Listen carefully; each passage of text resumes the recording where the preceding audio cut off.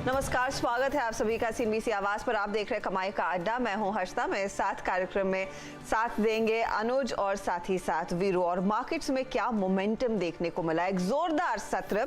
एक दिन की छुट्टी के बाद हम लौटे जरूर और तगड़ी तेजी देखने को मिली है, तो रौनक छाई हुई है बाजारों में। 17,380 के आसपास इस समय निफ्टी का ट्रेड 0.5% ऊपर है।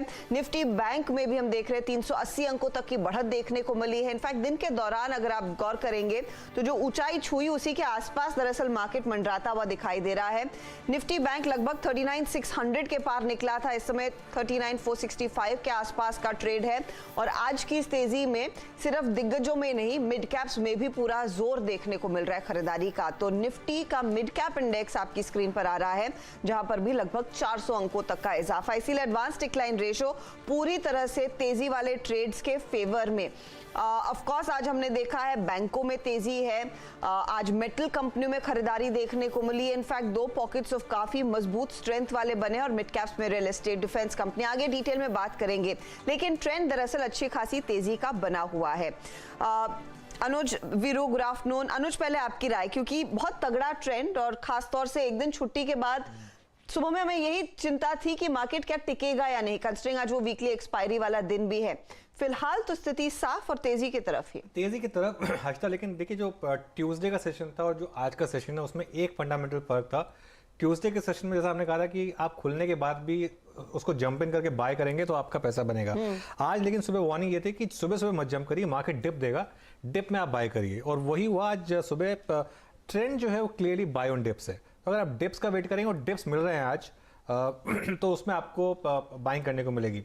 सुबह मैंने एक बात बोली थी जब मार्केट का पहला आधा घंटा निकल गया था कि 17,340 और 17,440 की एक रेंज बन गई थी। 17,440 से करीब बेचने का और 17,340 से करीब खरीदने में एक रिस्क रिवॉर्ड ट्रेड फेवरेबल थी। और अभी तक निफ्टी ने उस रेंज को रिस्पेक्ट किया है। आखिरी के आधे घंटे में वो रेंज बढ़कर 17,370 और 17,430 के करीब आप मान लीजिए उसको। थोड़ी सी क्रंच हो गई क्योंकि ऑप्शन प्रीमियम उसी हिसाब से कम हो गए हैं। बैंक निफ्टी में जो 20 डे मूविंग एवरेज है, सिंपल मूविंग एवरेज, वो है 39,840 पर। वहां पर अच्छा रेजिस्टेंस आएगा, लेकिन बैंक निफ्टी ने आउट परफॉर्म किया है। लेकिन एक चीज जो मैं सुबह भी कह रहा था, अभी मैं मेंटेन करूंगा, क्योंकि निफ्टी 17,500 के बहुत करीब और 17,500 पर मैसिव रेजिस्टेंस है। ऑन द वे डाउन 17,500 पर बिग सपोर्ट था, 17,500 पर मैसिव सपोर्ट रहेगा। तो या तो गैप के साथ कल मार्केट 17,500 को निकाल दे, अगर नहीं निकाल पाता है तो ये जो मिड कैप आउट परफॉर्मेंस है ये सस्टेन करेगी। मार्केट ब्रेथ काफी स्ट्रांग है आज, 3:1 4:1 के करीब का मार्केट ब्रेथ है। और ये नॉर्मली होता है, आप देखते हैं जो आप 3-4 दिन की अगर तेज गिरावट के बाद पहले 2 दिन निफ्टी भागता है, उसके बाद फिर मिड कैप स्टॉक्स भागना शुरू करते हैं। तो मिड कैप, स्मॉल कैप्स, इसमें अच्छी खासी तेजी मेरे ख्याल से देखने को आपको मिलेगी। अब इन सब के लिए एक ही कैवेट है कि निफ्टी को अब 17,240 के ऊपर ट्रेड करना है। अब 17,240 के नीचे आएगा तभी मार्केट का ट्रेंड वापस चेंज होगा, वरना 17,240 के ऊपर buy on dips, bank Nifty की आउट परफॉर्मेंस और मिड कैप्स और स्मॉल कैप से मुझे लग रहा है यहाँ से काफ़ी तेजी होगी, प्रोवाइडेड अगर आप सही स्टॉक समझ लें। और एक बार आप सुबह मार्केट की चाल पहचान लेंगे कि कौन सा सेक्टर अच्छा कर रहा है। सुबह सुबह क्लियर हो गया था कि ये ऑटो एंसिलरी, स्पेशली जो क्लासिक ट्रक से रिलेटेड हैं, वो अच्छा करने वाली हैं। तो वो एक सेक्टर था। सुबह एक क्लियर हो गया था कि मिड कैप आईटी में थोड़ा मोमेंटम है, तो वहाँ पर अच्छे स्टॉक्स आ गए थे। डॉलर गिर रहा है तो इस मेटल स्टॉक्स में तेजी है। तो आपको एक सेक्टर्स ढूंढने होंगे जहाँ पे टेलविंड है और उसके बाद उसको बैक करना होगा। तो क्लियरली अभी भी ये stock specific, sector specific market है वर्सेस जो क्लीन ट्रेड आपको पहले निफ्टी बैंक में मिलता था। Clean trade Nifty bank Nifty की एक हो चुकी है। दूसरी क्लीन ट्रेड मिलेगी आपको अगर निफ्टी 17,500 के ऊपर जाता है और बैंक निफ्टी 39,800 के ऊपर जाता है। तो ठीक है, तो उन लेवल्स का इंतजार रहेगा। फिलहाल इस समय तो उन लेवल्स के करीब इंडेक्स नहीं है, लेकिन ऑप्शंस का डेटा क्या सुझा रहा है। वीरू, आज एक्सपायरी का दिन, बताइए क्या इंडिकेशंस आप पढ़ रहे हैं? देखिए हर्षद, अगर आप इस वक्त 6 कॉल्स और पुट्स को देखें, आई मीन निफ्टी बैंक की, आपको एक चीज़ तो नज़र आएगी कि जिन लेवल्स को निफ्टी और निफ्टी बैंक छोड़ के आए थे उनको रिविजिट करने को तैयार नहीं। इस सेशन की महत्वपूर्ण बात यही है हर्षद मेरे लिए। इनफैक्ट अनुज ने बहुत राइटली पॉइंट आउट किया कि एक दिन था डिप को बाय करने का। क्यों? 17,500 पे कॉल राइटर थे। ऑल दो मंथली कॉन्ट्रैक्ट पे याद रखिएगा 17,500 की पुट कॉल रेशियो 0.75 के ऊपर फ्लोट करे, that's a good indication. But आपको याद होगा सुबह हर्षद हमने एक लेवल डिस्कस किया था, इट वाज 17,328। क्या था वो लेवल? अगर आप डेली चार्ट्स पे देखें तो वो था हमारी 23 सितंबर की लो का क्लोज, कैंडल का क्लोज, और exactly 20-day exponential moving average वही लोवेस्ट ट्रेजेक्टरी है। सो अगर आपने वहां बाय किया है तो ठीक है, अच्छी बात है, बट इस वक्त स्क्रीन पे क्लियरली विजिबल है हर्षदा कि 17,400 का कॉल राइटर आज की एक्सपायरी के पॉइंट ऑफ व्यू से एक बहुत स्ट्रॉन्ग ग्रिप लेके बैठा है। OI एडिशंस देखिए 1.2 CR, outstanding OI 1.7 CR। So it seems difficult, ये थोड़ा सा मुश्किल है, याद रखिएगा। और सुबह अगर आप मेरे पिवट लेवल्स को नोट करते हैं तो 17,410 ये थोड़ा सा मुश्किल है। तो अभी के लिए लग रहा है कि जो ज़्यादा बड़ा गेम था, जो एक स्विंग था 340 जैसे कि अनुज ने मेंशन किया टुवर्ड्स 410, वो तो हासिल हो चुका है। बट जिसे कहते हैं ना एक्सपायरी रेटेड स्विंग, वो तभी आएगा अगर हम इस डेटा के मुताबिक 410, 420 की ट्रेजेक्टरी के ऊपर कुछ टाइम सस्टेन करें तो एक स्विंग मिल सकता है। लेकिन वो स्विंग आएगा कब? वो अगर आएगा तो under the leadership of bank Nifty ही आएगा। याद रखिएगा आपकी स्क्रीन पे it's now trading about 20-day exponential moving average जैसे कि निफ्टी ट्रेड कर रहा है। सुबह हमारा पॉइंट ऑफ व्यू क्या था हर्षदा? क्या था? पहला बेस क्लियरली मेंशन था कि हमें बाय ऑन डिप्स करना है and that base is 39110। Bank Nifty का बेस वन जाके नोट कीजिएगा। Any dip above that base one will give good reward, अच्छा रिवॉर्ड देगा। और आपकी स्क्रीन पर हर्षदा इस वक्त नो डाउट कॉल राइटर्स में स्ट्रॉन्ग कन्विक्शन है। 40,000 पे, 39,900 पे, 39,800 पे उन्होंने प्रोटेक्ट कर रखा है इस जोन को। लेकिन जिस तरीके से अगर आप देखें 39,500 पे, 39,400 पे, 39,300 पे स्ट्रॉन्ग पुट राइटिंग है। आप देखिए कितना स्ट्रॉन्ग कन्विक्शन है 39,500, 400, 300 के पुट राइटर्स पे। तो वो एक्सपायरी इसी के ऊपर देख रहे हैं। बट अगर आपको एक स्विंग ट्रेड मिल चुका है तो अच्छी बात है। बट नेक्स्ट स्विंग तभी आएगा जब आप 39,550 के जोन को सस्टेन करें। हर्षदा एक बस आखिरी में ऐड करूंगा, अगर निफ्टी और बैंक निफ्टी का ये क्लोज अबाउट 20 डे आता है तो ये एक अच्छी क्लोज होगी नेक्स्ट वीकली कॉन्ट्रैक्ट के लिए, जो कि कल से शुरू होगा। Harshada over to you. Harshada एक HDFC और HDFC बैंक का इंट्राडे चार्ट एक बार जरा देख लेते हैं, क्योंकि अभी एकदम से जस्ट हल्का सा एक नॉक आया है मार्केट में।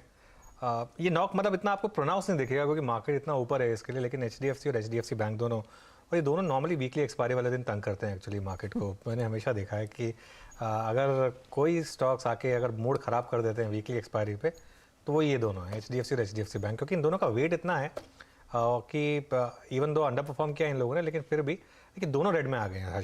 HDFC और HDFC बैंक दोनों। कोटक भी अंडर परफॉर्म कर रहा है, लेकिन कोटक फिर भी आज थोड़ा रिलेटिवली बेटर है। तो ये एक इसके लिए एक रीज़न है कि जो हायर लेवल पे आप चेज़ नहीं कर सकते इस मार्केट को। चेज़ करेंगे आज, अगर आपने चेज़ किया मार्केट को तो आप एक्चुअली पनिश हुए होंगे। आज पैसा नहीं बना होगा आपका। ट्यूसडे को जो क्लीन पैसा बना था वो आज नहीं बना होगा।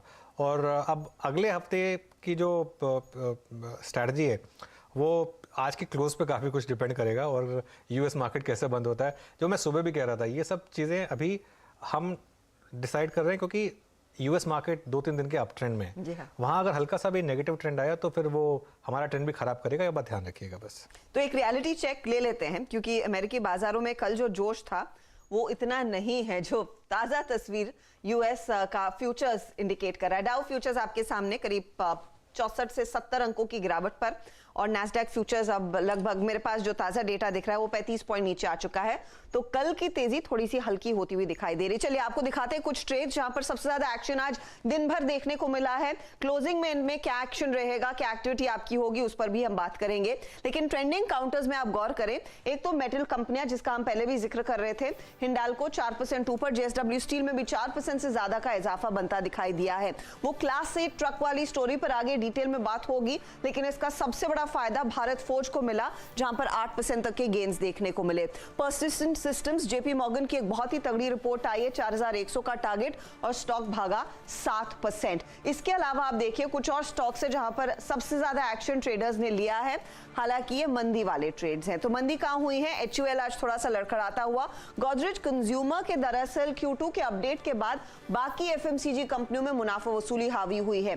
गोदरेज कंज्यूमर खुद 4.5% नीचे, डाबर में 1.5% का नुकसान, तो 2% की गिरावट पर HUL। वहीं दूसरी तरफ ग्रैन्यूल्स इंडिया भी आज थोड़ा सा करेक्शन जोन में है, 2% के नुकसान पर ट्रेड करता हुआ। तो ये कुछ स्टॉक्स हैं जो सबसे ज्यादा हरकत में थे और यहां पर प्रेशर और तेजी दोनों देखने को मिली है। चलिए हमारे जानकारों को फटाफट जोड़ना शुरू करते हैं, फिर कुछ ट्रेड्स पर भी उनकी राय ली जाएगी। आज फंडामेंटल्स पर हम डिटेल में बात करेंगे आशीष महेश्वरी से। टेक्निकल पैनल में हमारे साथ तैयार है एकदम सचिदानंद उत्तेकर, आशीष चतुर्मोता, राजेश पालविया, मानस जायसवाल और आशीष बहेती। ये सब आपको बताएंगे कि आज इस वीकली एक्सपायरी के दिन कौन से स्पेसिफिक ट्रेड्स पर फोकस करना है। फिर आपके लिए आएगा चार का चौका। 2:20 पर सचिदानंद देंगे सस्ता ऑप्शन। चार का चौका के अंश में एफएनओ सुपरस्टार राजेश पालविया की तरफ से, चार्ट का चमत्कार आशीष चतुर्मोता के जिम्मे और मिड कैप फंडा आशीष महेश्वरी देंगे। क्लास 8 ट्रक की स्टोरी बहुत मजबूत दिख रही है, बहुत ही बढ़िया डेटा, और उस पर रामकृष्ण फोर्जिंग्स के एग्जीक्यूटिव डायरेक्टर और सीएफओ ललित खैतान हमारे साथ जुड़ने वाले हैं कुछ ही देर में। इसके अलावा क्या चल रहा है में फोकस रहेगा आज डिफेंस कंपनियों पर। बहुत तगड़े वॉल्यूम्स के साथ यहां पर हर रोज हो रही है खरीदारी। हर्षित कपाड़िया जो एलारा सिक्योरिटी से हैं, इस सेक्टर को क्लोजली ट्रैक करते हैं, उनसे एक चेक लेंगे। डीलिंग रूम में किन किन स्टॉक्स में एक्शन बन रहा है ये भी आपको बताएंगे यातिन आज। तो ढेर सारा एक्शन आज के दिन स्क्रीन पर, कई सारे जानकारों की राय भी। बस एक स्टॉक मैं का जिक्र कर लेता हूँ। आज तो सुबह सुबह मार्केट खुलते ही हमने इसकी बात की थी, परसिस्टेंट सिस्टम्स 7% ऊपर है इस समय, और ये जो हम सुबह बात कर रहे थे ब्रोकरेज व्यू पर, जेपी मॉर्गन का जो व्यू था, और उन्होंने डबल अपग्रेड किया था उसको, ओवरवेट ले आए थे उसको। मेरे ख्याल से काफ़ी समय के बाद हमने किसी आईटी स्टॉक में एक अपग्रेड देखा है। नॉर्मली ये देख नहीं रहे हम। और जो बात मैं सुबह भी बोल रहा था कि इस अर्निंग सीजन में मिड कैप आईटी में अगर आप ढंग से कुछ कंपनी आइडेंटिफाई कर लेंगे तो आपको पॉजिटिव ट्रेड्स मिलेंगे। ओवरऑल आईटी का ट्रेंड अभी भी नेगेटिव है, और मैं ये बोल रहा हूँ इवन आईटी इंडेक्स के लिए कि हायर लेवल पर यहाँ पे फिर वापस सेलिंग आएगी, लेकिन individual mid cap IT stocks में थोड़ा दमखम है, और ये आपको अभी भी कुछ ट्रेड्स देगा। लेकिन ओवरऑल आईटी में अभी भी बेरिशनेस है, क्योंकि हायर लेवल पर सेलिंग का हमेशा रिस्क रहेगा। इनफैक्ट निफ्टी आईटी पर आगे डिस्कशन भी करेंगे, तकनीकी तौर पर किस तरह से पॉइज्ड है। अच्छा, एक और चीज जिस पर नजरें होनी चाहिए वो है रुपए की चाल। देखिए, रुपए की जब शुरुआत हुई थी ये 1 पैसे मजबूत खुला था, इस समय डे लो पर है।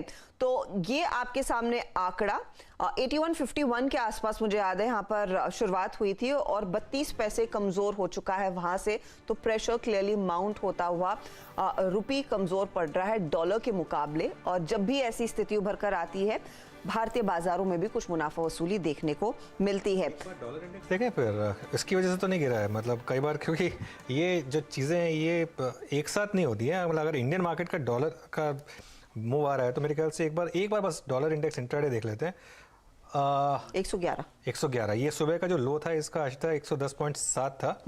तो अभी पिछले 1 घंटे में इसमें भी मूव आया, लेकिन क्लियरली डॉलर रुपये में थोड़ा सा मूव है। तो वो शाम को एफआई के डेटा भी देखते हैं कि बाय या सेल है। जी हाँ, तो उसको हम रेडार पर रखेंगे। वीरू, जानकारों को जोड़ना शुरू करें।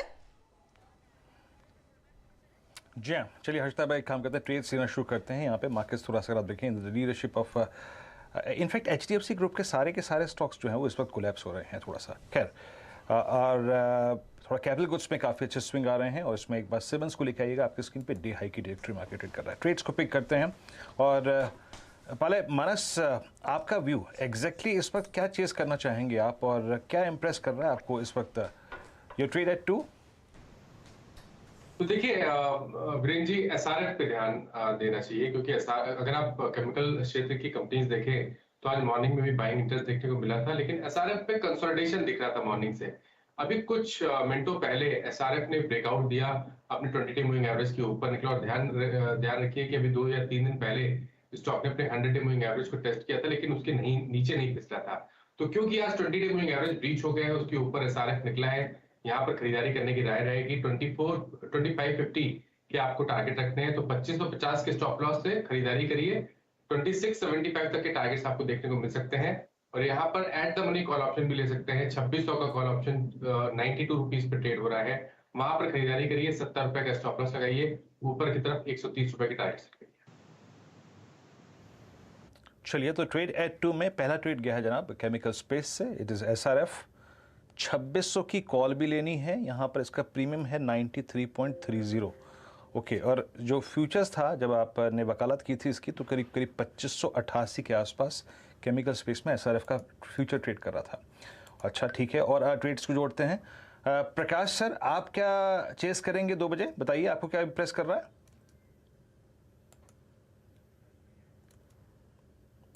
ओके, मेरे ख्याल से अगर आप देखें प्रकाश सर इस वक्त मौजूद नहीं है हमारे साथ। प्रकाश सर इस वक्त मौजूद नहीं है, एक काम करते हैं स्वाति से कॉल ले लेते हैं। राजेश पालविया से कॉल ले लेते हैं। वीरू, मानस ने तो साफ कह दिया कि एसआरएफ में एक ट्रेड बनता दिखाई दे रहा है। बताइए पालविया साहब, आपका ट्रेड। गुड आफ्टरनून हर्षिता जी, गुड आफ्टरनून एवरीवन। सो जो ट्रेड रहेगा वो रहेगा BEL भारत इलेक्ट्रॉनिक्स। ये स्टॉक में देखें तो पिछले 5 दिन का एक कंसोलिडेशन रेंज का ब्रेकआउट आज होते हुए दिख रहा है और पिछले 5-6 दिन से स्टॉक अपने 50 डे मूविंग एवरेज के आसपास ट्रेड करते हुए दिख रहा है और वहां से सपोर्ट लेके एक अच्छा पुल बैक का ट्रेड यहाँ पे बनते हुए दिखा है। हमें लगता है जिस तरीके से आज शॉर्ट कवरिंग डेटा में भी बनते हुए दिख रही, BEL फ्यूचर यहाँ पे बाय करना चाहिए। अपसाइड के टारगेट एक्सपेक्ट कर रहे हैं हम इसमें करीब 109.50 से लेके 111 तक के। स्टॉप लॉस रखेंगे करीब 102 रुपए का। तो BEL फ्यूचर पे बाय करने की सलाह है। भारत इलेक्ट्रॉनिक्स में एक तेजी का ट्रेड। अनुज, आपने कुछ स्पॉट किया? नहीं, मैं एकदम से देख रहा था वापस बैंक निफ्टी में थोड़ा सा एक नॉक वापस हर्षदा दिखा है और HDFC बैंक की वजह से। और एक और स्टॉक जो मुझे काफ़ी इंटरेस्टिंग इस समय लग रहा है वो है अदानी एंटरप्राइजेस। एक बार इंटरडे लेकर आइए इसका, क्योंकि इसमें शुरू में ब्रेकडाउन आया था, फिर ड्यूरिंग द डे बहुत बड़ी तेज़ी आई थी, अब वापस हल्का सा डिक्लाइन आ रहा है, तो थोड़ा सा वॉलेटिलिटी इसमें है। लेकिन मेरी नज़र तो इस समय HDFC ग्रुप पे ही है, क्योंकि एक्सपायरी है। 3 PM मूव से पहले ये क्या एक प्रीएम्प्ट करने की कोशिश कर रहा है, क्योंकि अगर ये इस तरीके से मूव चलता रहा तो निफ्टी और बैंक निफ्टी के लिए थोड़ी सी मुश्किल हो सकती है एक्सपायरी पर, खासतौर से अगर आप 17,400 को नहीं क्रॉस कर पाए। तो इसके लिए इन 3 स्टॉक्स पर नज़र रखिए, HDFC बैंक और HDFC लाइफ। दो HDFC लाइफ का इतना वेट नहीं है, HDFC और HDFC बैंक का काफी है। लगे हाथ इनफैक्ट एक बार निफ्टी बैंक के कंट्रीब्यूटर्स दिखाएंगे तो समझ में आएगा कि कितना वेट दरअसल HDFC और HDFC बैंक का है और वो कितना ड्रैग कर रहे हैं। दरअसल इस समय कार्यक्रम की शुरुआत में ठीक हम यही कह रहे थे कि 300 पॉइंट से ज्यादा की बढ़त थी निफ्टी बैंक में। इस समय आप देखिएगा ये 280 पॉइंट्स की बढ़त रह गई है। HDFC बैंक का एक अच्छा खासा भार बना है, लगभग 100 पॉइंट का कंट्रीब्यूशन नीचे की तरफ। HDFC तो अलग से है ही, और इंडसइंड बैंक में भी अब हम देख रहे हैं वो पोजीशंस ग्रॉसली हल्की होती हुई दिखाई दे रही है। आशीष चतुर्मोता को जोड़ते हैं। आशीष, निफ्टी बैंक क्या कुछ इंडिकेट कर रहा है कि हम शायद एक थोड़ा सा हल्का क्लोज दिखाएंगे? देखिए, तो हर्षदा यहाँ पे ऑब्वियसली अनुज ने बहुत राइटली मेंशन ऑलरेडी कर चुके हैं कि बैंक निफ्टी के अंदर एक बड़ा वेट HDFC और HDFC बैंक का है, और क्योंकि ये दोनों ही स्टॉक कहीं ना कहीं एक डिप दिखा रहे हैं, तो जिसके चलते मुझे प्रॉफिट बुकिंग हम देख रहे हैं। बट अगर से आप देखें तो ICICI बैंक में एक बहुत अच्छी स्ट्रेंथ नजर आ रही है। तो अगर से मुझे पेयर ट्रेड लेना हो तो मैं long ICICI, short HDFC bank का एक पेयर ट्रेड रिकमेंड करूंगा। इन निफ्टी बैंक निफ्टी पर से मेरा मानना है 39,200 39,150 पे एक अच्छा सपोर्ट देखने को नजर आएगा। बट कोई बड़े मूव इस समय उसमें मुझे नजर नहीं आते, क्योंकि HDFC बैंक की गिरावट की वजह से शायद इंडेक्स साइडवेज रहे। बट ICICI बैंक में एक आउट परफॉर्मेंस होता हुआ मुझे नजर आता है। तो long ICICI, short HDFC bank trade लिया जा सकता है। अब जहां तक कि मेरे इंडिविजुअल पिक का सवाल है, तो मैं स्पेशलिटी केमिकल में ही बात करूंगा, और पूरी जो फ्लोरीन बेस्ड केमिस्ट्री के प्लेयर्स हैं वो काफी अच्छी स्ट्रेंथ दिखा रहे हैं, चाहे वो SRF हो, नवीन फ्लोरिन हो या गुजरात फ्लोरो हो। तो ऑलरेडी मानस ने SRF की बात की, वहां पे मेरा भी काफी पॉजिटिव रुझान बना हुआ है। इसी स्पेस से जो दूसरी कंपनी में टॉप पिक के तौर पर रिकमेंड करूंगा वो होगी गुजरात फ्लोरो केमिकल्स की। मुझे लगता है इस स्टॉक में कंसिस्टेंटली एक स्ट्रॉन्ग डिलीवरी वॉल्यूम हमें देखने को नजर आ रहा है, और जिस तरह से स्टॉक 4093 पे इस समय ट्रेड कर रहा है, यहाँ पे मुझे लगता है एक अपस्विंग आपको देखने को नजर आएगा 4350 4400 की ट्रेजेक्टरी तक। तो 4000 के स्टॉप लॉस के साथ गुजरात फ्लोरो में पोजीशन बनानी चाहिए।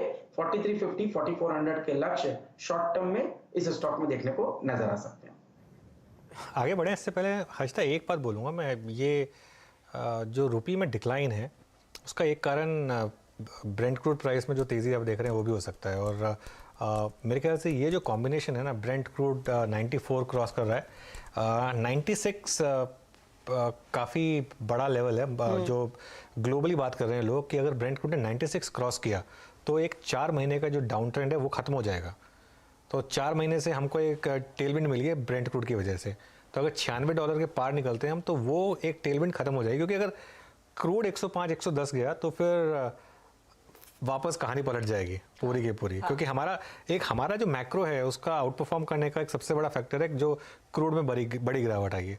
अब अगर क्रूड भी पहुंच गया 100 के ऊपर, और अगर डॉलर रुपये भी इसी तरीके से चलता रहा 82-82.5 पहुंच गया, तो फिर मैं कहूँगा कि थोड़ा सा जो है मार्केट में वापस एक बार नर्वसनेस आ सकती है अक्टूबर के महीने में। तो उसकी तैयारी कर लेनी चाहिए और ये इंपॉर्टेंट फिगर है। और दूसरी तरफ जो विंडफॉल टैक्स फिर कटा था वो फिर से बढ़ सकता है, वो भी आपको ध्यान में रखना है। वो 15 दिन में फिर से रिविजिट शायद सरकार करती हुई दिखाई देगी। वीरू जी, सचिन से हर्षदा एक ट्रेड लेते हैं यहाँ पर, और सचिन हमारे साथ मौजूद हैं इस वक्त प्रोग्राम में ट्रेड बुल्स से। सचिन, आपका कन्विक्शन ट्रेड क्या है, क्या चीज़ करेंगे आप इस क्लोजिंग में? Well Veeru ji, I think जो दोनों स्टॉक्स मैंने चूज किए थे वो दोनों का जिक्र ऑलरेडी हो चुका है। एसआरएफ हमने हमारे क्लाइंट्स को भी रेकमेंड किया है थोड़ी देर पहले ही। ICICI bank as well, strength काफी इंटरेस्टिंग है। मुझे लग रहा है मार्केट में एक पुल बैक आने के बाद वो वहां पर एक अच्छी अपॉर्चुनिटी बन सकती है। बट एक ट्रेड जो मेरे जहन में है, जो हम मंडे के सेशन में भी डिस्कस कर रहे थे, वो था टाइटन पे on the short side.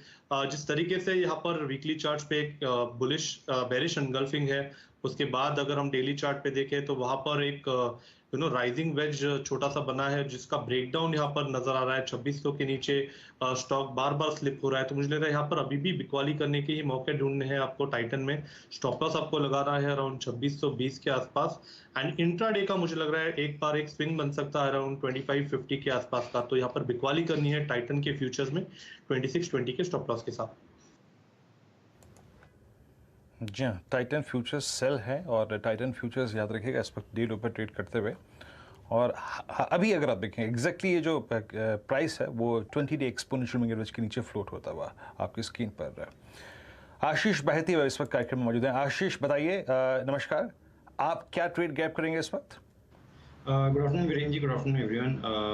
Viren ji, Deepak nitrite पे नज़र है। ये सुबह भी हमने डिस्कस ज़रूर किया था, लेकिन जो स्ट्रक्चर बना हुआ है वो काफ़ी कन्विंसिंग है। हमें लगता है कि करंट लेवल पे भी ज़रूर इसमें एक तेज़ी की तरफ ट्रेड बनाना चाहिए। 2120 का एक स्टॉप लॉस मेंटेन करे, और जो टारगेट्स है इसके करीब करीब 2223 के। दीपक नाइट्राइट, अच्छा एक्चुअली स्पेशलिटी केमिकल्स में एक्चुअली काफ़ी आज बाइंग है। सुबह से हम देख रहे थे, सुबह भी स्पॉट किया था एक दो स्टॉक, आरती, एसआरएफ, और अभी दीपक नाइट्राइट में भी अच्छा खासा बाइंग इंटरेस्ट आ रहा है। दीपक नवीन फ्लोरीन एक और स्टॉक है जिसमें काफ़ी हमने डिक्लाइन देखी थी, उसके बाद थोड़ी सी उसमें रैली बन रही है। तो ये एक स्पेस है। जीएनएफसी एक स्टॉक है जिसमें थोड़ी बहुत रैली आप देख रहे हैं। मानस, आपने एसआरएफ बोला था, कोई और स्टॉक इसमें स्पेशलिटी केमिकल्स में, नवीन फ्लोरीन या जीएनएफसी या कोई और आरती इंडस्ट्रीज जो आपको पसंद हो? देखिए, आरती इंडस्ट्रीज की भी मैंने बात की थी आज मॉर्निंग सेशन में, क्योंकि आरती ने भी जो 765 का रेजिस्टेंस उसको ब्रीच किया था। तो मेरा समझना है कि क्योंकि यहाँ पर अंडर परफॉर्मेंस देखने को मिला है, 920 से क्रैक होना शुरू हुआ था 720 तक, तो मेरा समझना है कि बाउंस बैक भी थोड़ा शार्प देखने को मिलेगा और स्टॉक अपने 20 डे मूविंग एवरेज को टेस्ट करने की कोशिश करेगा, जो कि 810 रुपए है। तो यहाँ पर अभी भी खरीदारी करने की राय है। सुबह से तो कंसोलिडेशन देख रहे हैं, लेकिन मेरे ख्याल से कंसोलिडेशन के बाद हमें ऊपर की तरफ एक ब्रेकआउट देखने को मिलेगा, तो अभी भी यहाँ पर खरीदारी करनी चाहिए। 760 के नीचे आपको स्टॉप लॉस सकता है, और ऊपर की तरफ 800 पहला टारगेट, और उसके ऊपर शायद 812 रुपए तक के टारगेट्स आपको देखने को मिलेंगे। ओके, तो 769 के आसपास इस समय 812 तक के लेवल्स आगे देखने को मिल सकते हैं। ध्यान रहे कि आरती इंडस्ट्रीज ने अपनी एजीए में जो रोड मैप रखा था, एक तो फार्मा बिजनेस के डीमर्जर का, दूसरा इनके केमिकल बिजनेस में जिस तरह के इन्वेस्टमेंट की बात की थी वो काफी प्रॉमिसिंग था। हालांकि उन स्टेटमेंट्स के बाद एक तरफा गिरावट और मुनाफा वसूली का शिकार बनाया काउंटर, और अब चार्ट पर शायद कुछ और रिकवरी के संकेत बनते हुए दिखाई दे रहे हैं। तो 800-812 के लिए एक मौका मानस ने दरअसल चुना है आरती इंडस्ट्रीज में। चलिए, चार का चौका की भी शुरुआत करते हैं, और सचिन तैयार हैं अपने सस्ता ऑप्शन के साथ। सचिन, हर्षद, यहाँ पर ध्यान देना है पीवीआर के स्ट्रक्चर में। लगभग अगर हम इसका 60 मिनट्स का डेटा देखें तो वहां पर एक classic inverse head and shoulder से ब्रेकआउट एस्टैब्लिश हुआ था सुबह के सेशन में, एंड उसके बाद एक अच्छा कंसोलिडेशन नजर आया। सो जिस तरीके से इसका स्ट्रक्चर है, मुझे लग रहा है 1800 का कॉल ऑप्शन आपको यहाँ पर खरीद के रखना चाहिए, जो लगभग अराउंड 63-64 के आसपास फिलहाल ट्रेंड हो रहा है। स्टॉप लॉस आपको लगाना है अराउंड 46 के आसपास का। इंट्राडे का मुझे लग रहा है टारगेट लगभग अराउंड 86 के आसपास का बन सकता है। पोजिशनल टारगेट होगा अराउंड 120 का। मुझे लग रहा है पीवीआर में एक अच्छे उछाल की तैयारी है, एंड पोजिशनली जिस तरीके से ये स्ट्रक्चर है, लगभग 1920-1940 के आसपास के स्विंग्स भी बन सकते हैं अगले कुछ दिनों में। चलिए, आगे बढ़ने से पहले हर्षदा, मैं दो स्टॉक्स की बात करना चाह रहा था। एक तो क्योंकि बात हो रही थी आरती इंडस्ट्रीज पर, तो जो इसमें एक बेसिक फ़र्क है बाकी कंपनी से, उसमें ये है कि इसमें डीमर्जर हो रहा है और इसकी जो रिकॉर्ड डेट है वो अक्टूबर में है। तो इसके लिए इस स्टॉक पे थोड़ी सी सुस्ती ये है क्योंकि जब ये दोनों कंपनियां अलग हो जाएंगी, क्योंकि कई लोगों को फार्मा बिजनेस नहीं चाहिए, उनको लगता है कि स्पेशलिटी केमिकल बिजनेस है, आप स्पेशलिटी केमिकल ही करिए। तो जिस दिन ये, पर वो तो अलग वैसे भी हो रहा है ना, इसीलिए हाँ। तो एक बार जब वो अलग हो जाएगा, हाँ। तो उसके बाद लोग बाय करेंगे। जब वो अलग होकर लिस्ट होगा, जब उसके बाद जब ये खाली रह जाएगी आरती इंडस्ट्रीज। अभी अगर आप आरती इंडस्ट्रीज बाय करेंगे तो जब वो फार्मा बिजनेस लिस्ट होगा, किस लेवल पे लिस्ट होता है कोई भरोसा नहीं है आपको, क्योंकि उस समय एक सम ऑफ द पार्ट थी, तो सम ऑफ द पार्ट की वैल्यूएशन है इसकी 772 की। वो जब लिस्ट होगा, कई लोगों ने मुझसे पूछा है कि आरती इंडस्ट्रीज क्यों अंडर परफॉर्म कर रहा है अगर सेम सेक्टर में है तो इसके लिए तो जो लोग सिर्फ एक स्पेशलिटी केमिकल्स को प्ले करना चाहते हैं वो लोग आरती इंडस्ट्रीज नहीं ले रहे हैं, वो वेट कर रहे हैं इसका डीमर्जर होने की। जिस दिन रिकॉर्ड डेट होगी, जिस दिन इसका स्टॉक का भाव आपको 700 में दिखेगा, उस दिन इसका भाव कम हो जाएगा क्योंकि वो फार्मा बिजनेस की वैल्यू निकल जाएगी उसमें से। मेरे ख्याल से उस दिन के बाद से ये स्टॉक जो है कैचअप प्ले करेगा, जो SRF, नवीन फ्लोरिन, दीपक नाइट्राइट, बाकी जो स्टॉक्स ने जो जितना आउट परफॉर्म किया है उसके बाद ये कैचअप प्ले करेगा। तो ये एक इसके ऊपर बात थी। और एक और इंडिगो का चार्ट देख लीजिए, हायर लेवल से सेलिंग, जो सुबह 2 हेडविंड्स डिस्कस हो रहे थे, क्रूड का काफ़ी बड़ा फैक्टर है। अगर क्रूड 96 क्रॉस करेगा तो ये जो इंडिगो है, इंडिगो देखिए इस समय डेज लो बनाता हुआ। जी हाँ, तो इंडिगो नरम पड़ रहा है, यहाँ पर ज्यादा कुछ उस ECLGS स्कीम का कुछ फायदा नहीं मिला। लेकिन दूसरी तरफ स्पाइस जेट में आग लगी थी सुबह में, मुझे याद है, तो वहां पर लोगों ने क्या फायदा उठाया, एग्जिट किया या नहीं। स्टॉक इस समय सिर्फ 2 रुपए ऊपर 5.5% के गेन्स देखने को मिल रहे हैं। इस पर पालविया साहब व्यू क्या है? अगर मेरे पास स्पाइस जेट है तो क्या करंट लेवल्स पे एग्जिट कर लेना चाहिए इफ इट ऑल प्रॉफिट बन रहा है, या ईदर वे चार्ट की स्थिति कुछ और बेहतर होने के आसार हैं या नहीं? तो हर्षा जी देखिए, स्टॉक को अगर हम short to medium term setup पे देखें तो वीकली चार्ट पे अगर एक डाउन स्लोपिंग चैनल में ये ट्रेवल करते हुए दिख रहा है। अभी भी हमें लगता है जब तक ये स्टॉक में 44-45 के रेंज को ब्रेकआउट नहीं होगा, स्टॉक में हायर साइड पे सप्लाई बना हुआ रहेगा। तो जिनके पास मुनाफा है, जिन्होंने लोअर साइड पे लिया है, उन्हें सलाह यही रहेगी कि एग्जिट कर ले। 44-45 का ब्रेकआउट इसके लिए काफी इंपॉर्टेंट रहेगा, क्योंकि ऑलमोस्ट अगर हम देखें तो 7 से 8 वीक से स्टॉक एक डाउन ट्रेंड में ही ट्रेड कर रहा है और ये चैनल को फॉलो कर रहा है। तो ओवरऑल इसका अभी भी सेटअप वीक ही है। पुल बैक जो मिला है इसको एग्जिट अपॉर्चुनिटी जैसा यूज करना चाहिए। जैम स्पाइस जेट आपकी स्क्रीन पर आप देखिए 6.5% ऊपर। अच्छा, मैं एक स्टॉक और डिस्कस करना चाहूँगा, जैसे कि अभी सचिन ने कुछ देर पहले एक टाइटन की शॉर्ट कॉल दी थी। एक स्टॉक और लेके आइए जिसके आगे, जिसके ऊपर एक वॉल सी क्रिएट हो गई है। Let's bring UltraTech cement. इसमें एक प्राइस डैमेज था 16 सितंबर को। सचिन प्लीज चार्ट देखिएगा एक बार। और 16 सितंबर के बाद से लेके अब तक हमने कभी भी 6500 या फिर 6380 के जोन को बाइसेक्ट नहीं किया। मेरे स्क्रीन पे अभी तक सारी पुट्स जो हैं इसकी डे हाई पे ट्रेड कर रही हैं और आज और मंगलवार की कैंडल के ठीक ऊपर आपके 3 बड़े एवरेजेस फ्लोट कर रहे हैं। आपका इस स्टॉक पे और इसके प्रेशर पर व्यू क्या है? कोई ट्रेड प्रोस्पेक्टिव यहाँ पर? वीरेंद्र जी, जैसे आपने बताया, यहाँ पर इसके 20 डे एक्सपोनेंशियल मूविंग एवरेज के आसपास काफी स्टिफ रेजिस्टेंस अभी भी नजर आ रहा है, जो लगभग अराउंड 6300 के आसपास है। अगर ये भी पार हो जाता है तो 200 डे एक्सपोनेंशियल मूविंग एवरेज भी प्लेस्ड है 6470 के आसपास। तो I think clarity and directional momentum ये दोनों एवरेजेस के कट होने के बाद ही नजर आना चाहिए। तो इमीडिएट बेसिस पे तो यहाँ पर एक अच्छा शानदार पुल बैक जरूर नजर आया है 6000 लेवल के आसपास से, बट मुझे लग रहा है कहीं जाकर एक कंसोलिडेशन बैंड में ही मुझे लग रहा है ऑस्किलेशन होनी चाहिए। तो फिलहाल तो यहाँ पर ट्रेडिंग अपॉर्चुनिटी इतनी कोई कुछ ब्राइट नहीं है। लगभग 6300 के आसपास एक काफी अच्छा रेजिस्टेंस है। नीचे सपोर्ट मुझे लग रहा है लगभग अराउंड 6180 से 6200 के आसपास है। तो यहाँ पर रिवॉर्ड टू रिस्क इतना बेहतरीन नहीं होगा। मुझे लग रहा है यहाँ पर थोड़ा सा समय देना चाहिए स्टॉक को कंसोलिडेट होने के लिए, एंड उसके बाद मुझे लग रहा है एक अच्छा ट्रेंडिंग मूव कैपिटलाइज किया जा सकता है। तो फिलहाल यहाँ पर ट्रेड नहीं बन सकता। मुझे लग रहा है 6300 के आसपास रेजिस्टेंस जो है वो 1 से 2 दिनों के लिए और भी रेजिस्ट करे, एंड नीचे सपोर्ट 6200 के आसपास काफी एविडेंट है। ये बेसिकली आप कह रहे हैं ये 100 पॉइंट के रेंज में फंसा हुआ है। अच्छा, एफएनओ सुपरस्टार लेकर एकदम तैयार बैठेंगे राजेश पालविया, लेकिन उससे पहले हमने आपको वादा किया था कि क्लास 8 ट्रक्स जो अमेरिका में बड़े पैमाने पर बिक रही हैं आजकल, जहां पर मंथ ऑन मंथ 164% का इजाफा देखने को मिला है बिक्री में और साल दर साल भी इजाफा देखने को मिला है, इससे जुड़ी हुई कंपनी आज कॉर्पोरेट स्कैन में आपके सामने पेश हो रही है। रामकृष्ण फोर्जिंग्स के ईडी और सीएफओ ललित खैतान हमारे साथ जुड़ गए। खैतान साहब, स्वागत है आपका सीएनबीसी आवाज पर। बहुत ही strong numbers, specially month on month basis पर 164%, तो क्लियरली क्लास 8 ट्रक्स की बड़ी डिमांड देखने को मिली है। ये बताइए, क्या ये डिमांड आपको लग रहा है आगे भी जारी रहेगी? कोई एबरेशन तो नहीं है ना? नहीं, ये एबरेशन नहीं है। अगर आप देखो अगस्त की डिमांड भी तो वो काफी अच्छी थी इन कंपैरिजन टू जुलाई, और ये उसका अप ट्रेंड है।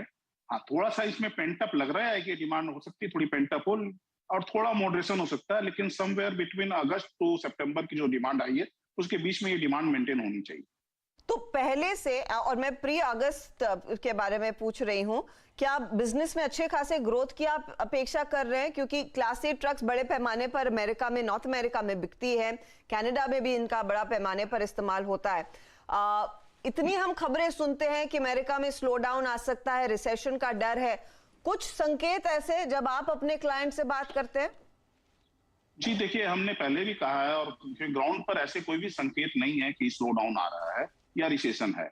ये इंटरेस्ट रेट जो फेड बढ़ा रहे हैं बार बार, उसके कारण लोगों के मन में एक आशंका थी कि ये स्लो डाउन आ सकता है, लेकिन जॉब के डेटा और अदर डेटा जो भी नॉर्थ अमेरिका के या यूएस के आ रहे थे वो ग्राउंड पर अच्छे डेटा थे।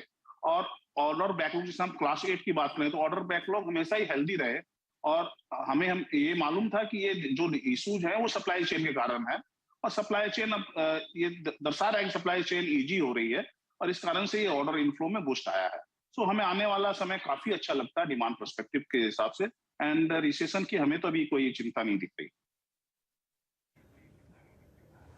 हर्षदा, सही मायने में ललित जी के वक्तव्य ने, ललित जी के कथन ने अगर सुन ले यूएस फेड तो चिंताएं बढ़ा देगा। जनाब, किसी तरीके की कोई रत्ती भर की अगर आप देखें कमी नजर नहीं आ रही है।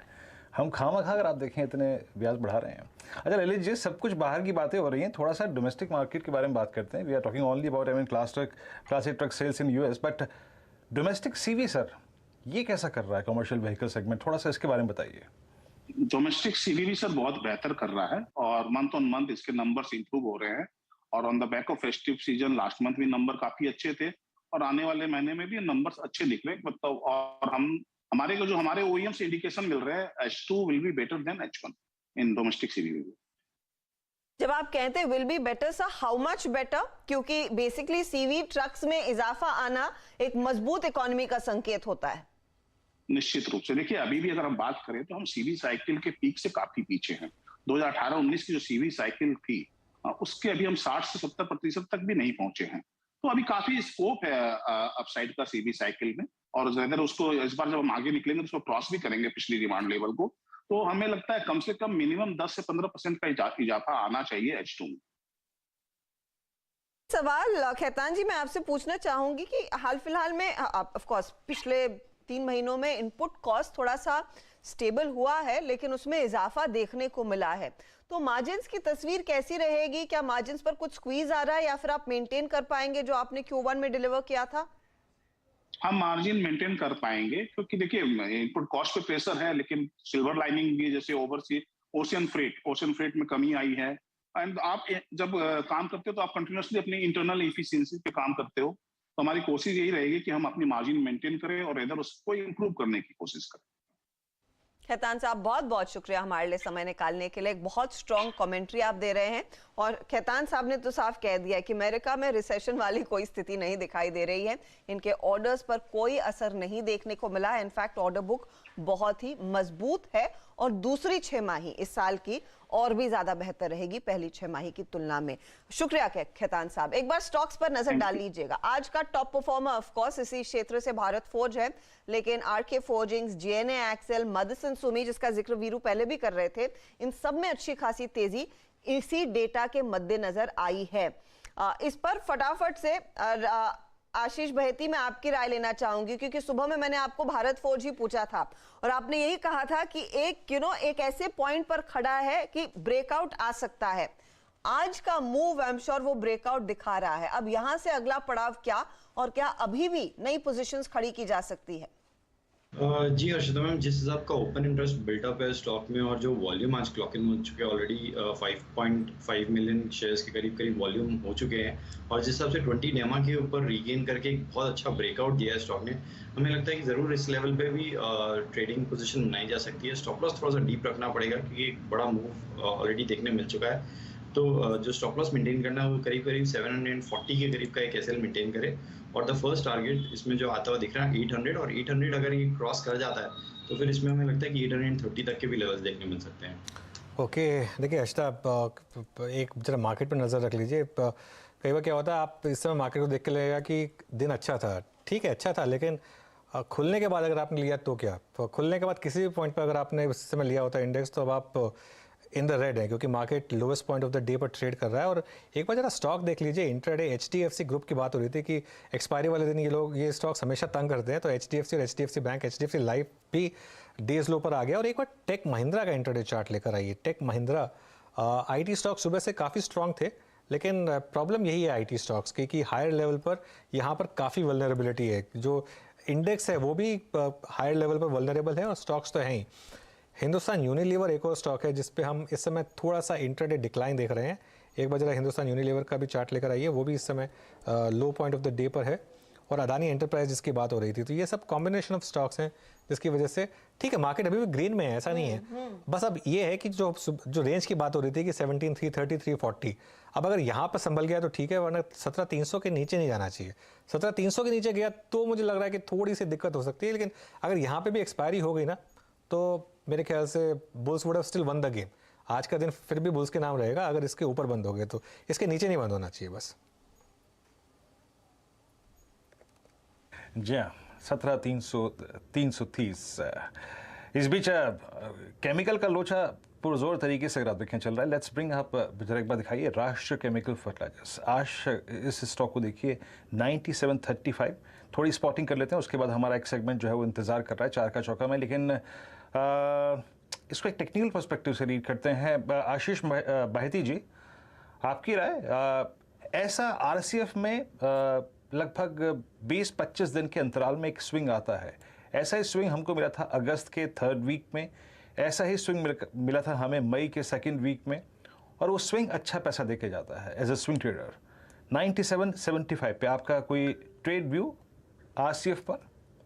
जी वीरेंद्र जी, एक राउंडिंग बॉटम कंप्लीट करता हुआ दिख रहा है आरसीएफ, और जो एक बड़ी कैंडल बनी थी 26 तारीख को, 26 सितंबर को, करीब करीब उसके ओपन हाई की तरफ अभी अप्रोच कर रहा है। हमें लगता है कि करंट लेवल पे भी एक ज़रूर पोजीशन बनानी चाहिए।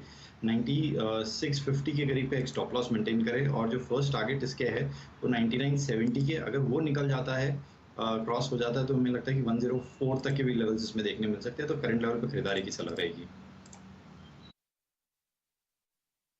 जी, ये आरसीएफ पे आपकी राय है, आपकी स्क्रीन पे 9785 पे ट्रेड करता हुआ। ओके, अब एक काम करते हैं, हम चार का चौका के सेगमेंट में अब लेते हैं आज का एफएनओ सुपरस्टार, और ये राजेश पालवे एक्सिस सिक्योरिटी से जो हमारे साथ मौजूद हैं उनके सौजन्य से आएगा। बताइए राजेश जी, आपका आज का एफएनओ सुपरस्टार। वीरेंद्र जी, जो स्टॉक यहाँ पे फोकस में है वो है एमसीएक्स। स्टॉक में अगर टेक्निकली देखें तो डेली सेटअप पे एक वी शेप रिकवरी बनी है। आज के सेशन में एक शॉर्ट कवरिंग का मूव यहाँ पे डेटा में बनते हुए दिख रहा है। स्टॉक अपने 50 डे 100 डे मूविंग एवरेज के ऊपर आज ब्रेकआउट देते हुए दिख रहा है, तो ये एक स्ट्रॉन्ग स्ट्रक्चर हमें लगता है एमसीएक्स का। यहाँ पे हम एक्सपेक्ट कर रहे हैं इसमें टारगेट आना चाहिए करीब 1350 से लेकर 1360 तक के ट्रेडिंग टारगेट आते हुए दिख सकते हैं। स्टॉप लॉस रखेंगे करीब 1310 के आसपास। एमसीएक्स लास्ट सेशन में हर्ष और मैं इस पर डिस्कशन कर रहे थे, इसको आई थिंक हम लोगों ने पकड़ा भी था, एक अच्छा स्विंग मिल भी रहा था उस वक्त, और आपकी स्क्रीन पे इस वक्त 1318 पे डे हाई पर उस दिन इसने अपना 50 डे में स्ट्राइक किया था। लेकिन याद रखिएगा आज का प्राइस बिहेवियर, आज ये स्टॉक एक बड़े अंतराल के बाद अपने 100 डे एक्सपोनेंशियल मूविंग एवरेज के ऊपर बंद हुआ है, और ये हुआ है लगभग अगस्त 1st वीक के बाद पहली बार। और यकीन मानिए पिछले 4-5 दिन के वॉल्यूम्स इसके थोड़े से इम्प्रेस करने वाले हैं भी, वाकई इम्प्रेस करने वाले हैं। मीनवाइल बैंक निफ्टी को जो थोड़ा सा डाउन साइड रेस्ट्रिक्ट करने की कोशिश कर रहा है वो है आईसीआईसीआई बैंक, जैसे कि आशीष चिजलू मुद्रा ने कुछ देर पहले कहा था, और इनफैक्ट जो उन्होंने एक पेयर ट्रेड बताया था, जो भी अगर आप देखें जो प्रेशर HDFC बैंक ने जो जनरेट किया उसको थोड़ा सा रिलीज करने की कोशिश करता हुआ ये स्टॉक का आशीष एट 887। अब आज की प्राइस परफॉर्मेंस काफ़ी स्ट्रांग है और अच्छी बात यह है आशीष कि इसने मिड सितंबर से लेके अब तक एक काफ़ी अच्छा कूल ऑफ देखा, जो एक जिसे कहते हैं ना एक टिपिकल रेस्ट मोड में गया ये स्टॉक और 50 डेमा के आसपास काफ़ी रेस्ट लेके आया। थोड़ा सा मीडियम टर्म पर्सपेक्टिव से क्या व्यू है आपका ICICI बैंक पर और क्लाइंट्स को क्या सजेशन दिया आपने? बिल्कुल, तो काफी एक स्ट्रॉन्ग रिकमेंडेशन इस पे हमारी काफी समय से चल रही है। 3-6 महीने से हम ये कह रहे हैं कि ICICI बैंक एक सबसे स्ट्रॉन्ग प्राइवेट सेक्टर बैंक का कैंडिडेट रहेगा और ये ट्रेंड मुझे अभी भी नजर आता है। और मेरा मानना है कि स्टॉक में जैसे आपने कहा मीडियम टर्म व्यू, तो हमने कहा कि 1050 के लक्ष्य आपको बहुत ही जल्द आने वाले 2 से 3 महीनों में ICICI बैंक के स्टॉक में देखने को नजर आ सकते हैं। तो ये इसी व्यू के साथ मेरे हिसाब से एक लॉन्ग पोजीशन बनानी चाहिए। और अब 840-850 में जैसे आपने बिल्कुल राइटली कहा कि स्टॉक ने एक बहुत अच्छा कूलिंग करके बेस बना चुका है, तो मेरे हिसाब से अब 850 एक पोजिशनल स्टॉप लॉस के तौर पर यूज किया जा सकता है। In the immediate short term 940-945 के जो ऑल टाइम हाई है वो क्रॉस होंगे, बट आने वाले 2 से 3 महीनों में मेरे हिसाब से 1050 की जगह ICICI बैंक के स्टॉक में बनती हुई नजर आती है। तो ICICI बैंक में एक तेजी का ट्रेड अभी भी लिया जा सकता है, करीब 2-2.25% के गेन्स पर ये स्टॉक आपके सामने 886 के लेवल्स पर। हालांकि ऊपरी लेवल से मार्केट वाकई में हल्का हुआ। निफ्टी बैंक अब 200 पॉइंट से कम की बढ़त पर है, 199 अंकों की ही बढ़त रह गई है। निफ्टी भी आप गौर करें तो 17,340 के लेवल, सिर्फ 67 अंकों का इजाफा। मिड कैप इंडेक्स हालांकि होल्ड कर रहा है। हालांकि यहां पर भी आप देखिएगा कार्यक्रम की शुरुआत में जो रेशियो था वो लगभग 4:1 का था, जो इस समय ट्रिम होकर 3:1 के आसपास हो गया, उस पर आपकी ध्यान होना चाहिए। तो निफ्टी बैंक डे हाई से कितना हल्का हुआ है वो डेटा भी आपकी स्क्रीन पर साफ आता हुआ दिखाई देगा, काफी कूल ऑफ। और एक और चीज इस पर आपकी नजरें होनी चाहिए, एक नजर आपकी हमेशा इस तरह के माहौल में होनी चाहिए कि डाउ फ्यूचर्स क्या कर रहा है। तो डाउ फ्यूचर्स अब 90 अंकों की गिरावट पर और नैस्डैक फ्यूचर्स 40 अंक नीचे, ये है फिलहाल हाल 240 पर। चलिए अब थोड़ा सा गियर शिफ्ट करते हैं या ये कहें टारगेट शिफ्ट करते हैं। बात करते हैं डिफेंस शेयरों की, जहां पर पिछले कई दिनों से लगातार तेजी देखने को मिली है।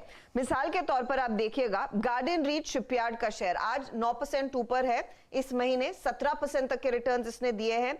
मजगांव डॉक जहां पर आज अच्छा खासा मोमेंटम बना हुआ है, काउंटर आपके सामने करीब 5-6% ऊपर दिखेगा। 19% के रिटर्न्स इस महीने में। कोची शिपयार्ड इस महीने यानी कि सितंबर वाले महीने की मैं बात कर रही हूं, कोची शिपयार्ड भी 19% तक के रिटर्न्स। हाल थोड़ा सा साइडवेज जरूर रहा। Year to date in stocks में और भी बेहतर चाल देखने को मिली है।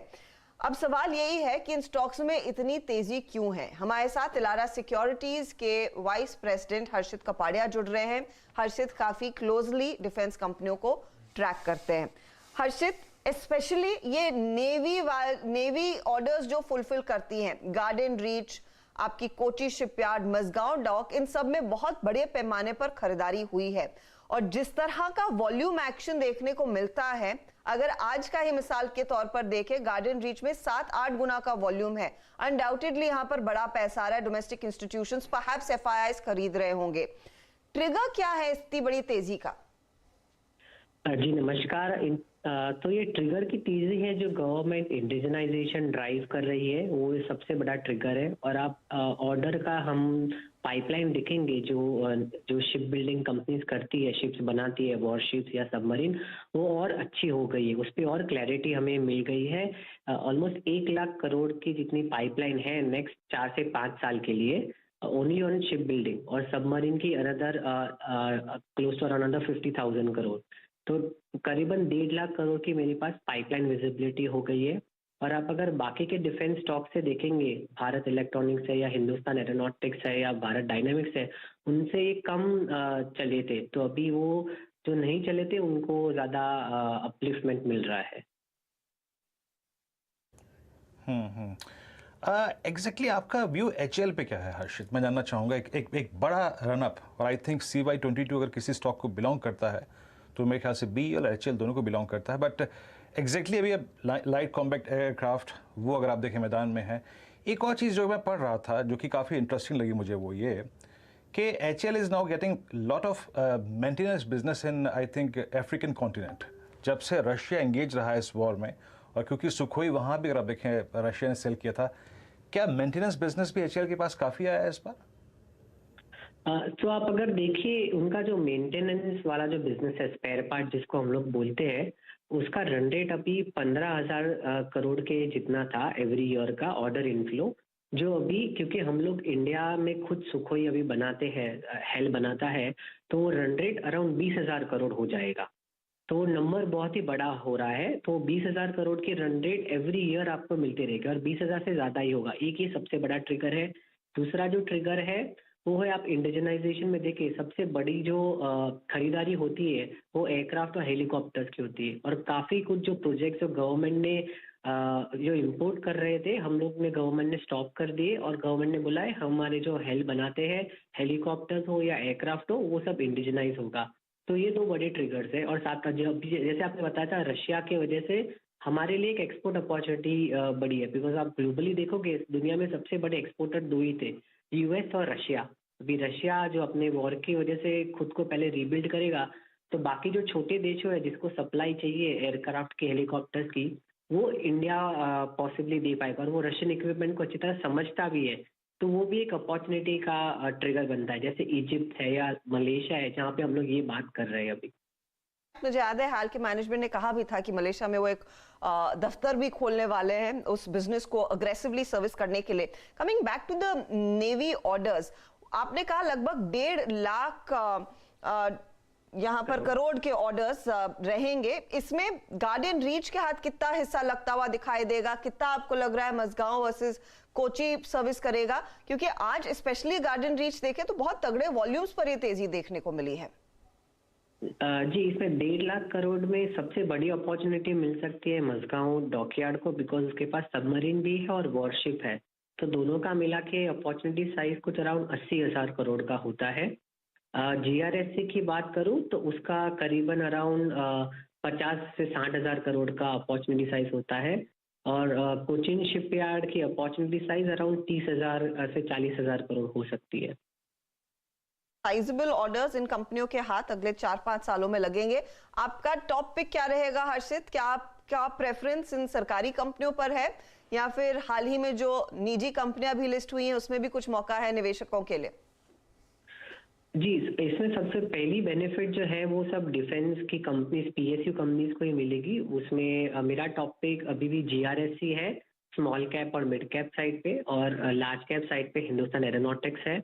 और जैसे आपने बताया कि छोटी कंपनीज जो कंपोनेंट्स और सबसिस्टम्स बना रही है जिसको भी गवर्नमेंट इंडिजनाइज कर रही है, उसमें नाम है डेटा पैटर्न्स है, पारस डिफेंस है, डायनेमिक टेक्नोलॉजीज और एक्स्ट्रा वीव, जो कंपनी हमें अच्छी लगती है ये स्पेस में। हमारे लिए समय निकालने के लिए हर्षित कपाड़िया आपको डिटेल बताते हुए कि कितना बड़ा पाइपलाइन ऑफ ऑर्डर्स इन कंपनियों के हाथ लगता हुआ दिखाई देगा, माना यही जा रहा है। और ये गार्डन रीच के मैनेजमेंट ने भी कहा था कि 2023 में एक और एनजीसी यानी कि नेक्स्ट जनरेशन कोविड का बड़ा ऑर्डर नेवी की ओर से आता हुआ दिखाई देगा, जिसमें garden reach of course aggressively bid करेगा। तो गार्डन रीच एक टॉप पिक, लेकिन मजगांव के हाथ में दोनों शिप्स और सबमरीन्स बिल्ड करने की क्षमता है, तो वो भी स्टॉक रेडार पर रखना चाहिए। मानस, टेक्निकली एक बार नजर डालिएगा गार्डन रीच पर, मजगांव पर। बताइए आप प्रेफर क्या करेंगे चार्ट्स के आधार पर इन कंपनियों में? देखिए, अगर आप ट्रेडर हैं तब तो आपको इंतजार करना पड़ेगा, क्योंकि दोनों ही स्टॉक में हमने एक शार्प आपको पिछले करीब 5-6 दिनों में देख लिया। लेकिन जहां तक बात ट्रेंड की है, जहां तक medium to long term trend की है, मेरा तो समझना है कि कभी भी कोई गिरावट मिले तो गार्डन रीच में तो डेफिनेटली खरीदारी करनी चाहिए, क्योंकि जो लॉन्ग टर्म टारगेट्स हैं वो करीब 475 से लेकर 495 की रेंज में आते हैं। तो करंट लेवल से भी 70-75 रुपए का आपको देखने को मिल सकता है, लेकिन करंट लेवल्स पे नहीं, कभी कोई करेक्शन देखने को मिले तब खरीदारी करनी चाहिए। 340 रुपए के नीचे स्टॉप लॉस रखिए और तब बड़ा टारगेट सेट करिए 475 से 495 का। इसमें भरपूर मौके आपको दिखाई दे रहे हैं। 475 तक के लिए एक व्यू बन रहा है गार्डन रीच में, और खास बात यह है कि इन सभी कंपनियों में दरअसल डोमेस्टिक म्यूचुअल फंड्स ने भी अच्छा खासा एक्सपोजर ले रखा है। कुछ का 8 से 9% का है, कुछ का 5% से ज्यादा का है। चलिए मार्केट पर एक बार लौटते हैं, जहां पर 17,350 के आसपास इस समय, तो 337 330 की तरफ हम फिसले, लेकिन फिर संभलने की कोशिश करता और निफ्टी बैंक फिर से ऊपर आ गया अनुज। तो संभला तो जरूर है, कुछ तो सपोर्ट आया है। नहीं, वो जो 327-30 पे हम बात कर रहे थे ना आज तक कि यहाँ पे अगर रुक गया तो शायद वापस एक बार कोशिश करेगा वो एक्सपायरी पर, और फिर भी बुल्स के फेवर में ही रहेगा। बाय ऑन डिप्स का मार्केट तो इंटैक्ट है, तो डिप्स मिलने पर बाय हो रहा है। एक छोटी सी एक चीज़ जो मैं देख रहा हूँ पिछले 3-4 दिन से कि फार्मा स्टॉक्स में हर गिरावट पे बाइंग आ रही है, खासतौर से जो स्ट्रॉन्ग फार्मा स्टॉक्स हैं।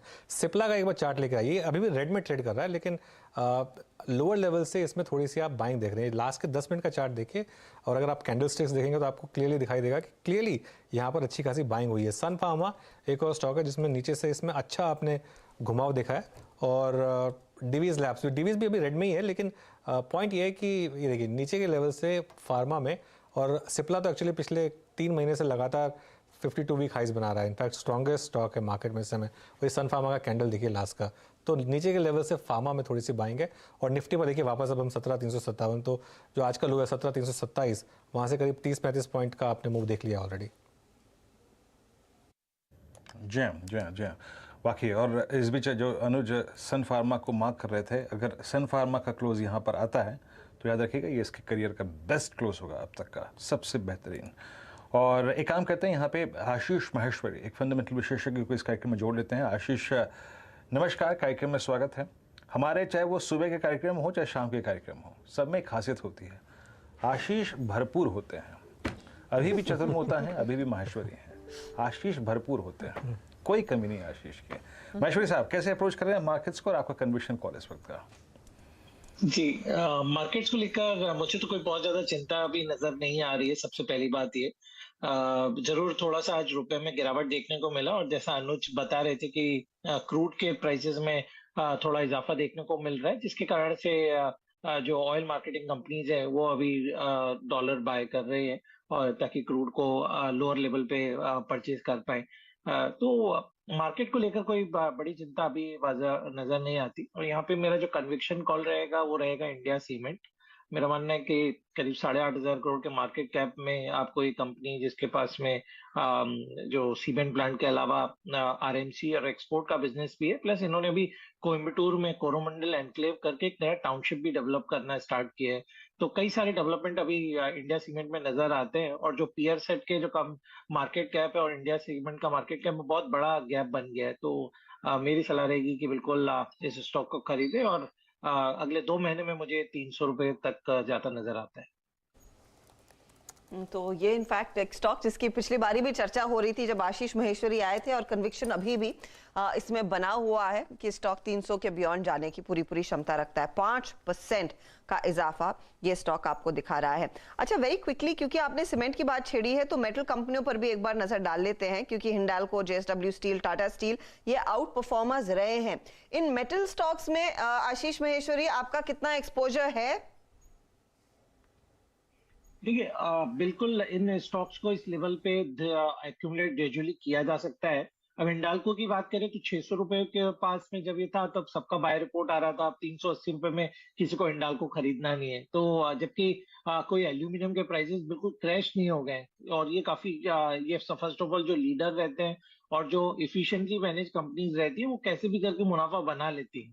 तो मुझे लगता है कि बिल्कुल हिंडाल्को में सबसे ज्यादा वैल्यू है इस लेवल पर, इसको एक्यूमुलेट करना शुरू कर देना चाहिए। जरूर ट्रेडिंग पर्सपेक्टिव न रख के एटलीस्ट 3-6 महीने का पर्सपेक्टिव रखेंगे तो 20% की अपसाइड हिंडाल्को और दूसरा बीईडीएल, इन दोनों स्टॉक में आपको मिल सकती है। स्टील के प्राइसेस में थोड़ा अभी भी प्रेशर डोमेस्टिक मार्केट में है, तो इसकी बजाय मैं एल्यूमिनियम और कॉपर के जो स्टॉक्स हैं उसमें ज्यादा बुलिश। एल्यूमिनियम, कॉपर जैसी कंपनियों पर ज्यादा फोकस करें, इसके सामने स्टील इतना मजबूत नहीं है। चलिए कुछ और स्टॉक्स की बात करते हैं, और एक पॉकेट जिसका जिक्र सुबह में हुआ था, कार्यक्रम की शुरुआत में भी हुआ, वो है आईटी कंपनियां। स्क्रीन पर देखिए, परसिस्टेंट सिस्टम्स लगभग 7% ऊपर, 6% का ओपन इंटरेस्ट एडिशन। इसके ठीक पीछे आपको कोफोर्ज दिखाई देगा, 4% तक की तेजी। मिड कैप आईटी में ऑफ कोर्स स्ट्रेंथ देखने को मिल रही है, और अगले हफ्ते दिग्गज आईटी कंपनियों के नतीजे आएंगे, तो 10 तारीख को टीसीएस है, 12 तारीख को आपको विप्रो एचसीएल टेक नतीजे पेश करके देंगे, 13 को फिर इन्फोसिस की बारी है। तो ये तमाम बड़ी आईटी कंपनियां रेडार पर वैसे भी रहेंगी और मिड कैप में तो इंटरेस्ट है ही। निफ्टी आईटी इस बीच किस तरह का प्रदर्शन दिखाएगा, ये स्क्रीन पर लेकर आते हैं पहले चार्ट और फिर जोड़ते हैं यतिन को, जो आपको बताएंगे दरअसल जानकार कैसे पढ़ रहे हैं इस सेक्टर के मूव को। फिलहाल आपके सामने निफ्टी आईटी 1.5% ऊपर है, होल्ड कर रहा है तेजी की तरफ। यतिन हर्षदा, सवाल ये होगा कि क्या चल रहा है कि बदली क्या आईटी चलेगा, क्या ये चलेगा क्योंकि थोड़ा बहुत हिस्टोरिक डेटा मैं देख रहा था और थोड़े दिनों पहले अनुज ने भी एडिटर्स राउंड टेबल जो ये करते हैं उसमें आईटी सेक्टर पे इन्होंने बातचीत करी थी। एक बैकग्राउंड ऐसा था अनुज, आपने ये डेटा जो निकाला कि सितंबर के पहले 2 वीक्स में लगभग $500 मिलियन की सेलिंग सिर्फ आईटी सेक्टर में थी। मोर इम्पोर्टेंटली पिछले 12 महीने का डेटा अगर आप देखें तो आईटी सेक्टर में 11 महीनों तक लगातार एफआईआई ने बिकवाली की। अगर हम बात करें पिछले 3 क्वार्टर्स की, क्योंकि सितंबर 30 खत्म हुई, तो पिछले 3 क्वार्टर में आईटी शेयर्स लगभग आपको लगभग 20 से 30% के बीच करेक्ट होते हुए दिखाई दिए। और अगर हम नेगेटिव रिटर्न्स की बात करें तो 2005 के बाद 2 टाइम ये चीज हुई है। 2011 में जब 3 क्वार्टर तक लगातार आपको आईटी शेयर्स गिरते हुए दिखाई दिए, वहां लगभग 20% का आपको करेक्शन एवरेज में दिखा। अगर हम 2022 में आ जाएं तो आप देखेंगे कि पिछले 3 क्वार्टर्स में आपको दिखेगा कि आईटी स्टॉक्स लगभग 25 से 30% ऑन एन एवरेज गिरे हैं। तो अगर हम ब्रॉडली ये सेंस ले लें कि आईटी शेयर्स का यहां से क्या होगा, तो पिछली बार जब ये 2011 में हुआ था तो 3 क्वार्टर की लगातार गिरावट के बाद जो अगले 2 क्वार्टर्स थे उसमें आईटी शेयरों ने 20% का जबरदस्त रिटर्न दिया था। माइंड यू 2011 में भी ग्लूम था थोड़ा बहुत कि आईटी सेक्टर किस हिसाब से करेगा। काफी सारे हम जो 2008 के क्राइसिस से निकल रहे थे, उसके बाद एक रैली हुई थी, फिर थोड़ी बहुत अनसर्टेनिटी थी। और अभी भी अगर हम कहें तो इन्फ्लेशन को लेके यूएस मार्केट्स में कंसर्न्स हैं, डिमांड कैसी रहेगी यूरोप में इसके बारे में कंसर्न्स हैं। तो शायद क्वार्टरली अर्निंग्स में आपको थोड़ा बहुत आईटी कंपनीज इस चीज पे क्लैरिटी देंगे। दूसरी बात कि काफी सारी आईटी कंपनीज का जो कूलिंग ऑफ पीरियड है बायबैक्स के लिए, वो भी खत्म होने जा रहा है। तो चाहे इन्फोसिस हो, विप्रो हो, टीसीएस हो, काफी सारी कंपनी जो अच्छे कैश पे बैठी हैं, शायद वो बायबैक भी अनाउंस कर सकती हैं। ये जेफरीज के थोड़े दिन पहले ये नोट भी आया था। तो बॉटम लाइन ये है कि जब आईटी में पिछले 9 महीनों में मंदी रहती है तो अगले 3 महीने 6 महीने में शायद एक बाउंस बैक की उम्मीद की जा सकती है, क्योंकि काफी सारे आपको ट्रिगर पॉइंट्स यहाँ दिखेंगे। वैल्यूएशन की भी अगर हम बात करें तो प्री कोविड लेवल जो वैल्यूएशन पे आईटी शेयर्स ट्रेड करते थे उससे 5-6%, 10% प्रीमियम पे आपको आईटी शेयर मिल रहे हैं। और इनका जो peak price to earning multiple था उससे लगभग आधे वैल्यूएशन पे आपको अब आईटी शेयर्स मिल रहे हैं। तो एक डीप करेक्शन हो गया है। कहीं ना कहीं ये जो पी डी रेटिंग है आईटी की बहुत दिन टिक नहीं सकती है। ऐसा एंटीक का नोट जो आज इन्होंने पब्लिश किया है, इसमें हमको ये जानकारी मिलती है। बहुत सही जो यतिन ने बात की। उसमें देखिए एक और चीज़ हर्षिता मैं जोड़ूंगा जो मैंने अपने राउंड टेबल में भी जो बात की थी। आईटी स्टॉक्स का जो वैल्यूएशन है वो रीसेट उसका एक रीज़न ये भी है कि किस लेवल की बॉन्ड यील्ड्स और किस लेवल की यूएस में इंटरेस्ट रेट्स हैं, वो सब कुछ उसके ऊपर डिपेंड करता है। तो अगर ये बॉन्ड यील्ड्स कूल होंगी यहाँ से और 3.5% से नीचे जाएंगे तो हो सकता है कि आईटी में वापस बाउंस आए। और जहाँ तक वैल्यूएशन की बात है, अब आईटी कंपनीज का जो अब वैल्यूएशन है वो 5 ईयर एवरेज पे आ चुका है। 10 ईयर एवरेज से अभी भी 16% का प्रीमियम है। तो बस अब इशू यहीं पे है। मेरा जो डिबेट है आईटी कंपनीज में वो यही है कि जो लास्ट 5 साल का जो एवरेज है वहां तो हम आ गए हैं। उसमें ऑब्वियसली प्री कोविड काफ़ी डिक्लाइन थी, पोस्ट कोविड पूरा चेंज हुआ था तो काफ़ी प्रीमियम भी गया था। तो 5 साल के तो हम एवरेज पे आ चुके हैं। 10 साल का जो एवरेज है उस पर भी करीब 16% का प्रीमियम है। अब क्या मार्केट वो 16% के प्रीमियम को भी खत्म करेगा एक मीन रिविजन से पहले, या फिर उससे पहले ही बाउंस कर देगा? क्योंकि इस पे तो कोई डाउट नहीं है कि एक सेक्टर जहां पर फिर भी रीजनेबल मार्केट को विजिबिलिटी थी 6 महीने पहले तक, वो आईटी था, अर्निंग्स विजिबिलिटी। लेकिन यहाँ पर अब आगे जाकर ये विजिबिलिटी रहेगी या नहीं रहेगी। एक बहुत इंटरेस्टिंग, मैं गेस्ट का नाम भूल गया हूँ, जो मेरे साथ डिस्कशन कर रहे थे CNBC TV 18 में, उन्होंने एक कॉन्फ्रेंस की थी जिसमें उन्होंने कुछ आईटी कंपनीज को बुलाया था। नॉर्मली वो उससे पूछते हैं कि आपको कितने टाइम की विजिबिलिटी है, तो रीजनेबली डिग्री से बोलते हैं 4 क्वार्टर की, 6 क्वार्टर की।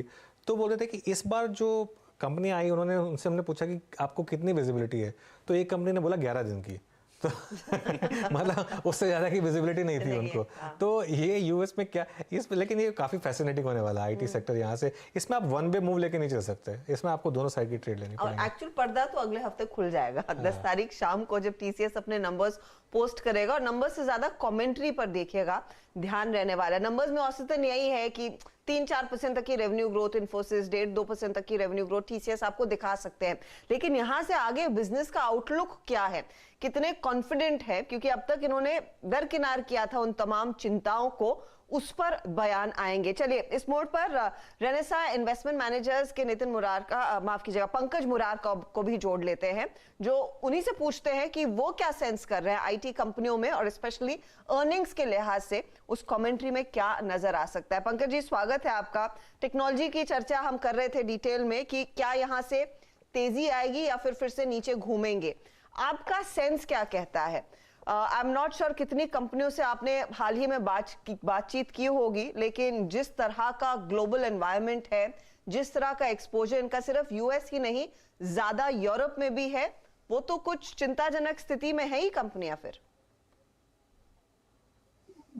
देखिए ऐसा है कि जहां तक आईटी कंपनीज का सवाल है, फिलहाल जो है उनके बिजनेस में ग्रोथ काफी स्ट्रांग है, जो कि पिछले 2 साल से रही है।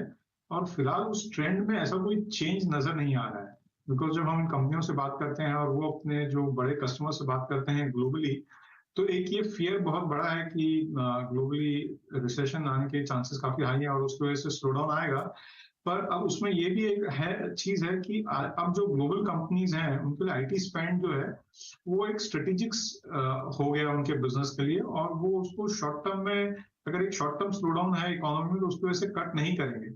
इसके मद्देनजर हमें लगता है कि आने वाले अब कुछ वीक्स में जब आईटी कंपनी के रिजल्ट्स आएंगे ये अच्छे ही रहेंगे और हमें उसमें ऐसा कोई बड़ी चिंता नहीं लग रही है। और क्योंकि आईटी स्टॉक जो है काफी करेक्ट हुए हैं लास्ट 1 साल में, हमें लगता है ये वैल्यूएशंस अट्रैक्टिव है किसी भी इन्वेस्टर के लिए जो थोड़ा सा लॉन्ग टर्म व्यू लेना चाहते हैं। लॉन्ग टर्म से मेरा कहने का मतलब है जो कि 1 से 3 साल का व्यू लेना चाहते हैं, उनके लिए these are good levels to invest into IT companies. तो टॉपिक्स क्या होंगी आपकी? इन्फोसिस होगी या फिर जो कि ये कंसेंसस पिक रहा है पिछले 1 साल से लगातार एक्सपर्ट्स का, या फिर मिड कैप आईटी में आप ढूंढेंगे कोई? हमारा इस समय जो व्यू है वो ये है कि लार्ज कैप्स पे हम ओवरवेट हैं और मिड कैप्स को हम थोड़ा सा अवॉइड कर रहे हैं, बिकॉज मिड कैप कंपनीज जब करेक्शन आता है तो ज्यादा गिरती हैं। और वैसे ही हमने लास्ट 1 साल में देखा है जहां पे large cap IT companies let's say Infosys या टीसीएस, इनके स्टॉक प्राइसेस अबाउट 18 to 20% गिरे हैं। बहुत सारी मिड कैप आईटी कंपनीज के स्टॉक 30 to 40% गिर गए। तो मेरा एडवाइस रहेगा इन्वेस्टर्स को फिलहाल के लिए मिड कैप आईटी कंपनीज को अवॉइड करना चाहिए और लार्ज कैप्स में इन्वेस्ट करना चाहिए, और उनके वैल्यूएशंस काफी रीजनेबल लग रहे हैं अब after this correction over the last 1 year. Okay, तो आप कह रहे हैं लार्ज कैप्स में शायद आपको ज्यादा कन्विक्शन और कॉन्फिडेंस देखने को मिलेगा। पंकज, इस समय जो मार्केट की करंट स्थिति है, हम कुछ देर पहले बैंकों की भी बात कर रहे थे, जहां पर निजी बैंकों का जो अब तक का अपडेट आया है वो स्ट्रॉन्ग सेकंड क्वार्टर अर्निंग्स की तरफ इशारा कर रहा है। अब डिपॉजिट रेट्स में भी इजाफा देखने को मिल रहा है। ओवरऑल स्थिति इनके लिए कंफर्टेबल है जैसे जैसे ब्याज दरें बढ़ी हैं। कितना एक्सपोजर आप रखेंगे? क्या आप ज्यादा हैवी रहेंगे इन्वेस्टमेंट एडवाइस के लिहाज से इन बैंकों में, निजी बैंकों में खास तौर से? हाँ हर्षदा, बैंक्स में हमारा व्यू काफी पॉजिटिव है। जैसे आपने बताया अभी जो एक समरी अपडेट्स आया है इनका लास्ट क्वार्टर को, वो काफी पॉजिटिव रहा है अक्रॉस बैंक्स, और हमें एक ट्रेंड इसमें साफ साफ दिखाई दे रहा है कि एक ग्रोथ जो है बैंकिंग सेक्टर में काफी स्ट्रांग रही है फर्स्ट हाफ में, और मोर इम्पोर्टेंटली बैंकिंग सेक्टर में बैंक्स में बड़ी ग्रोथ सेकंड हाफ में आती है। तो इफेक्टिवली गिवन कि फेस्टिवल सीजन और स्पेंडिंग स्ट्रांग रहेगी और बिजनेस में अपटिक है strong, second half of the financial year में भी सभी बैंकों में ग्रोथ स्ट्रांग रहने की उम्मीद है। और इसके अलावा जो एक कोविड के समय जो फियर था बैंक्स में बड़े एनपीए आ जाएंगे, वैसा कुछ हुआ नहीं है। तो बैंक्स के लिए आउटलुक यहाँ से आगे जाके काफी पॉजिटिव लग रही है। और मोर इम्पोर्टेंटली एक जो हम फिलहाल एक दौर से गुजर रहे हैं जो कि राइजिंग इंटरेस्ट रेट्स का एनवायरनमेंट है, तो राइजिंग इंटरेस्ट रेट्स में अक्सर ये देखा जाता है कि बैंक्स के पास प्राइसिंग पावर आ जाता है, उनके मार्जिन बढ़ जाते हैं। तो वो इफेक्टिवली हमें थोड़ा बहुत फर्स्ट क्वार्टर में भी दिखा था, पर मुझे लगता है यहाँ से बैंक्स के मार्जिन इंप्रूव होंगे सभी बैंक्स के। तो हमारा ये मानना है कि बैंक्स में इन्वेस्टर्स को अच्छा खासा एक्सपोजर रखना चाहिए और हम लोग सेक्टर पे ओवरवेट है। सेक्टर पे ओवरवेट है। एक बार जरा मार्केट का मूड वापस देखते हैं। 3 PM मूव कुछ आ रहा है कि नहीं। 17,354 पर निफ्टी है और 39,350 39,350 पर बैंक निफ्टी। तो वो अब बेसिकली आज का मेरे ख्याल से ट्रेडिंग इज ओवर हर्षता। अब कल फ्रेश गार्ड लेंगे। तो यहाँ पर निफ्टी ने क्लियरली एक ऑप्शन राइटर्स का जो जोन था वो डिफेंड किया है। 17,300 और 17,400 की सुबह बात हुई थी ऑप्शंस डेटा पे। तो 17,300 के ऊपर बंद हो रहे हैं, 17,400 के नीचे बंद हो रहे हैं, एकदम बीच में बंद हो रहे हैं उसके। और बैंक निफ्टी पर 39,400 39,500 पर था अच्छा खासा बिल्डअप और बड़ा रेजिस्टेंस 39,840 पर आना था। तो वहाँ तक तो हम पहुँचे ही नहीं, उससे पहले ही स्लिप हो गए हैं बिकॉज ऑफ HDFC बैंक। एक बार जरा चार्ट लेकर आइए ITC का। यहाँ पर आप थोड़ी सी निचले लेवल से थोड़ी सी बाइंग देख रहे हैं। इस पर क्या व्यू है मुरारका साहब ITC पर? मेरा व्यू स्टॉक पे काफी पॉजिटिव है। मुझे डिस्क्लेमर देना चाहिए कि हमारी ओनरशिप है स्टॉक में, हमारे पोर्टफोलियोज में। एक जो पूरा FMCG सेक्टर जो एक हाई इन्फ्लेशन के दौर से गुजर रहा है और उसकी वजह से उनके मार्जिन्स जो है स्क्वीज हो रहे हैं या घट रहे हैं। ITC एक कंपनी है जिसमें प्राइसिंग पावर काफी स्ट्रांग है एंड इस वजह से इनके मार्जिन पे कुछ इम्पैक्ट नहीं होगा। और अभी भी फिलहाल आज भी देखें तो as compared to other companies in the FMCG sector valuations काफी रीजनेबल है। तो ये साल में स्टॉक ने काफी अच्छा परफॉर्मेंस किया है। अगर आप देखें YTD जहां मार्केट्स फ्लैट रहे हैं, stock is up by something like about 28%। तो हमारा ऐसा मानना है कि यहाँ से भी स्टॉक हेल्दी रिटर्न्स देगा और हमारा व्यू काफी पॉजिटिव है स्टॉक में। इनफैक्ट हमें लगता है कि FMCG में this stock will be one of the best performing stock. और इनफैक्ट इस साल तो बेस्ट परफॉर्मिंग रहा ही है। और ITC के सारे जो नेसेयर्स थे जो ITC को देखकर रूठ जाते थे कि ये स्टॉक चलता नहीं है, उनको रिवॉर्ड किया इस साल ITC ने। जो मीम्स बन रहे थे, जो एक्चुअली मीम स्टॉक बन गया था लेकिन ये अब उल्टा हो गया है। तो अभी ये एक रिवॉर्डिंग स्टॉक हो गया है। तो अभी एक अगर यही एक क्या कहते हैं बेंचमार्क है, तो अभी अगला मीम स्टॉक कौन सा रहा है पिछले 3-4 महीने में? मेरे ख्याल से जोमेटो।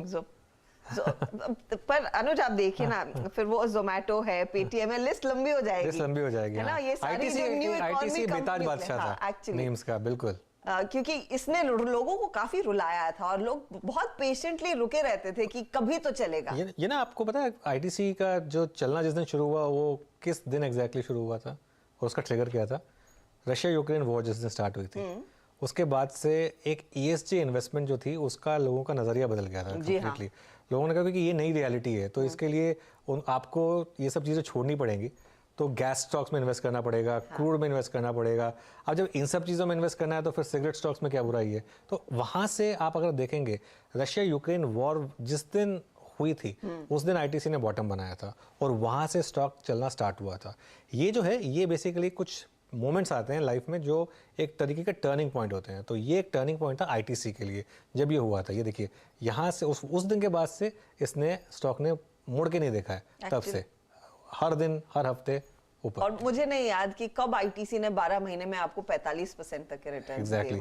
और ये जो मूव है ITC का, अगर आप हिंदुस्तान यूनिलीवर का 10 साल पहले का मूव जाकर देखेंगे, 10-15 साल पहले, तब तो खैर मीम्स वगैरह नहीं हुआ करते थे, सोशल मीडिया इतना एक्टिव नहीं था उस समय हिंदुस्तान यूनिलीवर भी बिल्कुल ऐसा ही था। और उसके बाद हिंदुस्तान यूनिलीवर ने जो आउट परफॉर्म किया और उसके बाद जो लीवर है वो एक ऑफर लेकर आई थी हिंदुस्तान यूनिलीवर के शेयर होल्डर्स के लिए 600 रुपये पे। मुझे प्राइस याद है अब तक, 600 रुपये पे ऑफर लेकर आई थी। उस समय हिंदुस्तान यूनिलीवर का स्टॉक था 350 रुपये, 150 रुपये 350 रुपये हो गया था क्योंकि चला नहीं था काफ़ी टाइम से।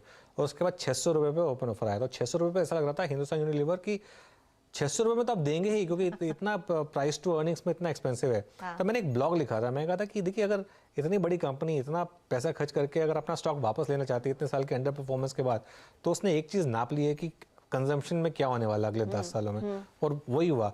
ITC क्या उस कगार पे अभी भी वो वैल्यूएशन फेवर में, तो क्या ITC वो कर सकता है जो लीवर ने किया पिछले 10 साल में? मेरे ख्याल से ये बड़ी स्टोरी होने वाली है अगले कुछ साल में। अगर वाकई हो जाता है तो जिन लोगों के हाथ ITC का शेयर है तो उसे बस होल्ड कीजिए, यहाँ पर कुछ बड़ा और बहुत ही अजूबा निकल सकता है। और अनुज जी, ये कैसे भूल सकते हैं कि ITC के लिए तीनों के तीनों जो इस वक्त वर्टिकल्स हैं, चाहे वो पेपर हो, चाहे FMCG हो, चाहे वो होटल्स हो, बेहद शानदार कर रहा है। अनु जानते हैं अभी हर्षदा से लास्ट ट्यूसडे को मैं डिस्कशन कर रहा था, मैंने हर्षदा को एक स्क्रीनशॉट भेजा कि जरा होटल्स के आप टैरिफ्स देखिए। आप अनु यकीन मानिए, ताज कोलाबा में 18 ताज टावर्स में 2 नाइट्स 45 प्लस टैक्सेस मिल रहा था। बिल्कुल बिल्कुल, जिसमें ब्रेकफास्ट इंक्लूड था। और ताज ऋषिकेश जो है वो 2 नाइट्स 95,000 प्लस टैक्सेस था। तो आप सोच सकते हैं कि क्या हाल है। तो वीरू, बेसिकली बॉटम लाइन ये है कि बॉम्बे आना आपके लिए ज्यादा कन्वीनियंट होगा वर्सेस ऋषिकेश जाना। नहीं, लेकिन ऋषिकेश, आप गोवा का देख लीजिए, गोवा का आप ट्राई करिए, कोई भी इस समय रिजॉर्ट लोनावला में ट्राई करिए, स्टे विस्टा पर या विस्टा विला पर, कहीं कुछ मिलता ही नहीं। मतलब एक आप पैसा दे रहे हैं तो नहीं मिलेगा, आपके दाम पे तो नहीं मिलेगा, पैसा देने के बाद भी कुछ अच्छा मिल जाए तो बड़ी बात होगी। प्रॉब्लम ये है सारी। इनफैक्ट पंकज से पूछते हैं, क्या ये एक थीम है जिसमें बड़ा इन्वेस्टमेंट इनकी तरफ से भी हो रहा है या नहीं? पंकज, आपकी क्या राय है इन होटल कंपनियों पर, क्योंकि इंडियन होटल हम देख रहे हैं किस तरह से चला है और जो टैरिफ्स है वो हम सब के सामने है। बिल्कुल, आपने एकदम सही कहा अर्षदा, हमारा व्यू काफी पॉजिटिव है पूरे होटल सेक्टर पे। होटल सेक्टर में एक हमें ट्रेंड देखने मिला है कि पिछले 10 सालों से इंडस्ट्री में ये हुआ था कि जो सप्लाई थी, न्यू रूम्स जो आ रहे थे होटल्स में, वो सप्लाई ज्यादा थी वर्सेस डिमांड। पर ये पोस्ट कोविड में एक फिनोमेना हुआ है कि जहाँ पे एक जोर से जो हम एक बोलते हैं रिवेंज ट्रैवल चल रहा है पूरी दुनिया में, बिकॉज लोग 2 साल तक घर में ही रहे और वो ट्रैवल नहीं कर पाए, तो लोग ट्रैवल करना चाह रहे हैं। और इसके अलावा बिजनेस ट्रैवल भी काफी जोर शोर से वापस आ गया है। एंड मोर इम्पोर्टेंटली जो 2 साल से काफी इवेंट्स नहीं हुए, चाहे वो वेडिंग्स हो या कॉर्पोरेट इवेंट्स हो, वो सब भी नहीं हुए थे, वो भी काफी जोर शोर से हो रहे हैं। तो ये सब के चलते एक चीज क्लियर है काफी कि डिमांड जो है इंडिया में होटल्स की काफी स्ट्रांग रहने वाली है, ना कि केवल इस साल बट आने वाले 3-4 साल तक। और आने वाले 4-5 साल तक अगर हम इंडस्ट्री डेटा देखें तो ये चीज काफी स्पष्ट है कि 4-5 साल तक डिमांड जो है रूम्स की या होटल रूम्स की विल बी मोर देन जो नई सप्लाई आने वाली है। और जब किसी भी इंडस्ट्री में जब डिमांड सप्लाई से ज्यादा होती है तो उस इंडस्ट्री में प्राइसिंग पावर आ जाता है। तो एक जो ट्रेंड हमें साफ साफ दिखाई दे रहा है कि एक डिमांड स्ट्रांग है काफी होटल इंडस्ट्री में, जो कि रहेगी नेक्स्ट 4-5 साल तक। एंड सेकेंड, दूसरी बात यह है कि 10 साल के बाद में होटल इंडस्ट्री में प्राइसिंग पावर आया है because demand is higher than supply. तो हमारा व्यू पूरे hotel and travel and tourism से रिलेटेड जो बाकी जुड़े हुए सेक्टर्स हैं उन सभी पे काफी पॉजिटिव है। ओके और हमें लगता है ये ट्रेंड चलेगा लंबे समय। चलिए ठीक है पंकज, थैंक यू, आपने समय निकाला हमारे लिए। आगे बढ़े इससे पहले एक बार जरा मार्केट का हाल वापस देख लेते हैं। वापस डे लो पर आ गए हैं हम, निफ्टी 17,325 पर आ गया है, तो टेस्ट कर रहा है वापस वो 17,300 को, तो खैर नहीं तोड़ रहा है, वो पॉजिटिव। और अनलेस कुछ हो जाए बड़ा 17,300 तो प्रोटेक्ट होना चाहिए दिन के लिए। और बैंक निफ्टी में देखिए, लेकिन बैंक निफ्टी में एकदम से वापस एक डिक्लाइन आया है और ये प्रॉब्लम है एक्सपायरी की, क्योंकि किस स्टॉक ने वापस प्रेशर डाला है? HDFC bank.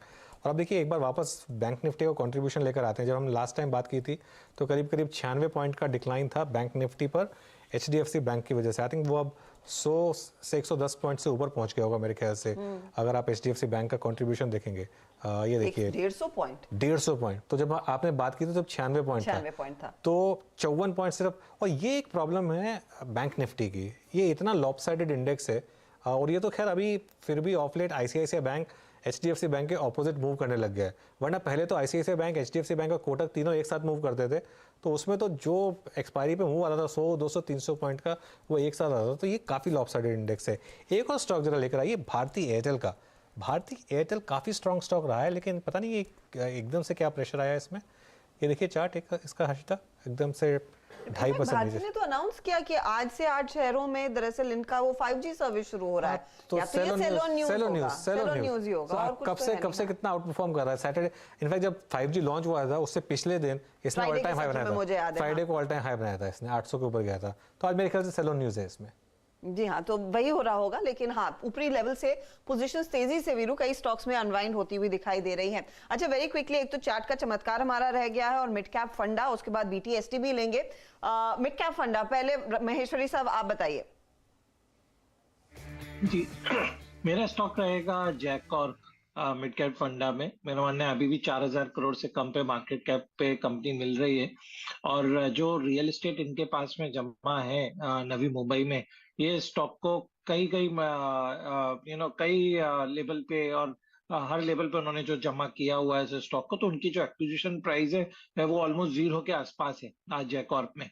तो बिल्कुल इस स्टॉक को एक्यूमुलेट करना चाहिए। और इनके पास में जो करीब 5000 हेक्टेयर जो जगह जमा है, तो जैसे ही मुंबई ट्रांस हार्बर लिंक चालू होगा और नवी मुंबई एयरपोर्ट चालू होगा, ये स्टॉक आपको मिलेगा नहीं। 73% होल्डिंग यहाँ पे प्रमोटर्स के पास में है और बाकी कई इंस्टीट्यूशंस के पास में भी अच्छी होल्डिंग है। तो इस स्टॉक को मुंबई का एक रियलिटी प्ले मानना चाहिए और अभी भी मिस नहीं करना चाहिए। जरूर स्टॉक अपने 52 वीक हाई पर पहुंच गया है, बट अभी भी बाय है।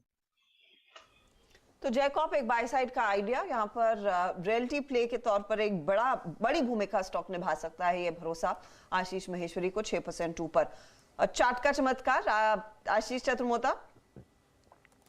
तो अर्षदा, हम जाना चाहेंगे HAL के साथ, जिसको हमने मॉर्निंग में भी आपके शो पे 2390 पे रिकमेंड किया था। उसके बाद स्टॉक अभी ऑलरेडी 100 रुपीज बढ़ चुका है। बट अगर से आप इसके लॉन्ग टर्म चार्ट्स को देखें तो अभी ये स्टॉक एक स्ट्रॉन्ग अप ट्रेंड में बना हुआ है। और ये जो 3 हफ्तों की गिरावट हमें इस स्टॉक में देखने को मिली थी पिछले कुछ 3 हफ्तों में, उसकी आज जो रिकवरी हुई है वो बहुत ही शार्प रिकवरी है, बहुत स्ट्रॉन्ग वॉल्यूम्स के साथ है। और ये क्लियरली इंडिकेट कर रहा है कि स्टॉक अपने ट्रेंड को मेंटेन रखेगा। और अगर से ट्रेंड मेंटेन है तो स्टॉक अपने ऑल टाइम हाई को, जो कि 2700 के आसपास है, उसको रीटेस्ट करने की या क्रॉस करने की कोशिश करेगा। तो मैं समझता हूँ 2420 के स्टॉप लॉस के साथ HAL हिंदुस्तान एरोनॉटिक्स लिमिटेड के अंदर में खरीदारी करनी चाहिए। 2700 रुपए के शॉर्ट टर्म लक्ष्य इस स्टॉक में देखने को नजर आ सकते हैं। बट जिस तरह की स्ट्रक्चरल ट्रेंड इस स्टॉक में बना है, मेरा मानना है 2850 2900 की अपसाइड भी इस स्टॉक में आने वाले कुछ महीनों में देखने को नजर आ सकती है। तो ट्रेडिंग और पोजिशनल दोनों ही पर्सपेक्टिव से मुझे लगता है HAL एक बेहतरीन पिक नजर आती है। जी हाँ, तो आशीष जी का HAL पे स्टिल एक बहुत स्ट्रॉन्ग कन्विक्शन है और अभी भी 2475 के प्राइस पे आशीष लगभग मेरे ख्याल से इस दौर में 2104, याद है मुझे अच्छी तरीके से, 8 अगस्त को एक बाय कॉल दिया था। उसके बाद लगभग ये स्टॉक समझ लीजिएगा कि 2640 तक गया था। यतिन इस बीच जुड़ चुके हैं आज डीलिंग रूम चेक लेने के लिए, बताने के लिए हमारे साथ हैं इस वक्त। यतिन नमस्कार, बताइए एग्जैक्ट लीडर्स क्या चीज़ कर रहे हैं इस वक्त? देखिए 2-3 स्टॉक्स जहां मोमेंटम डीलिंग रूम्स को लगता है कि हो सकता है, क्योंकि बाजार में आप देखेंगे तो 2-4 दिन से स्टेबिलिटी वापस लौटी है। सबसे पहला स्टॉक जो आज वो डिस्कस कर रहे हैं अपने क्लाइंट्स के साथ वो है जुबिलेंट फूडवर्क्स। यहाँ ओपन इंटरेस्ट आज लगभग 5% बढ़ा है और डीलिंग रूम्स को लगता है कि यहाँ एक BTST ट्रेड लिया जा सकता है। उनको लगता है कि करंट मार्केट प्राइस से आपको 30 से 40 रुपए का अपटिक देखने को मिल सकता है, इसलिए 1-2 दिनों के पोजीशन के हिसाब से जुबिलेंट फूडवर्क्स में यहाँ पोजीशंस वो बना रहे हैं। FIS की खरीदारी भी आपको QSR स्पेस में दिखाई दे रही है। इसके अलावा DLF पे नजरें होनी चाहिए। यहाँ भी ओपन इंटरेस्ट में लगभग 20 लाख शेयर्स का एडिशन हुआ है। मैं अक्टूबर सीरीज की बात कर रहा हूँ फ्यूचर्स की। और अगर हम DLF की बात करें तो 400-410 के लेवल से स्टॉक ऑलमोस्ट 10% करेक्शन दिखा चुका है और यहाँ से डीलिंग को लगता है कि शायद 15 से 20 रुपए का आपको इमीडिएट बाउंस बैक दिखना चाहिए, इसलिए पोजिशनली वो रियल एस्टेट स्पेस में DLF को पसंद कर रहे हैं। पोजिशनली DLF को रियल स्टेट स्पेस में अगर आप देखें तो वो पसंद कर रहे हैं इस वक्त। DLF सुबह हमने आज पहला सौदा में कार्यक्रम में डिस्कशन किया भी था और DLF आज 367 पे, ऑल सुबह जितना स्ट्रॉन्ग था, एग्रेसिव था, उतना अभी तो नहीं है, लेकिन जैसे कि बाजार भी हायर लेवल से नीचे आया है, लेकिन आज इसने टेस्ट किए थे अपने लास्ट ड्यू 2 एवरेजेस 50 और 20 डे एक्सपोनेंशियल मूविंग एवरेज।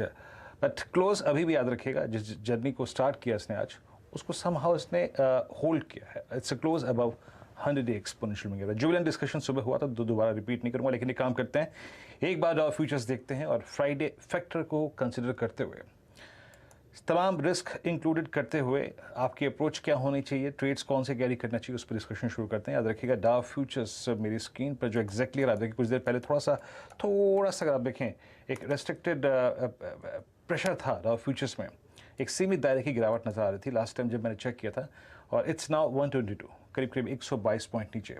मानस, आपसे शुरुआत करूंगा, बताइए आप इस क्लोजिंग को देखते हुए और क्लोजिंग की ट्रैजेक्टरी को देखते हुए क्या कैरी करेंगे कल के लिए? आपका फर्स्ट कन्विक्शन कॉल, आपका मोमेंटम कॉल।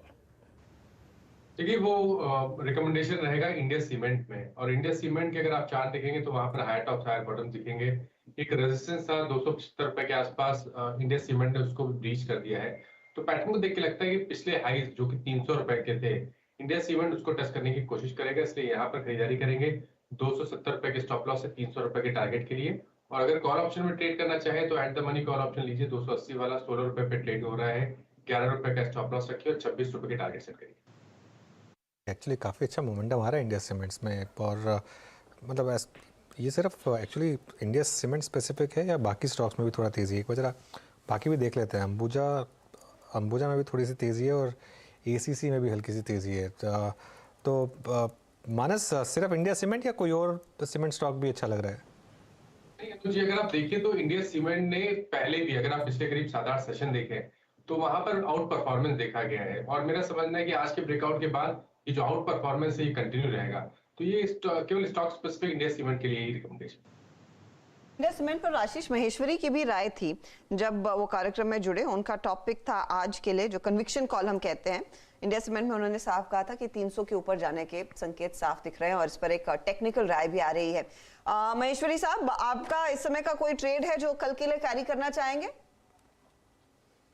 जी बिल्कुल, मैं एक कैश का स्टॉक रिकमेंड करना चाहूंगा। मेरा मानना है HFCL में बिल्कुल इस लेवल पे बाइंग की जा सकती है, क्योंकि जो हार्डवेयर बनाते हैं ये 5G के लिए, तो उसका काफी बड़ा मार्केट अब ओपन हो रहा है, तो इस स्टॉक की भी री रेटिंग हो रही है।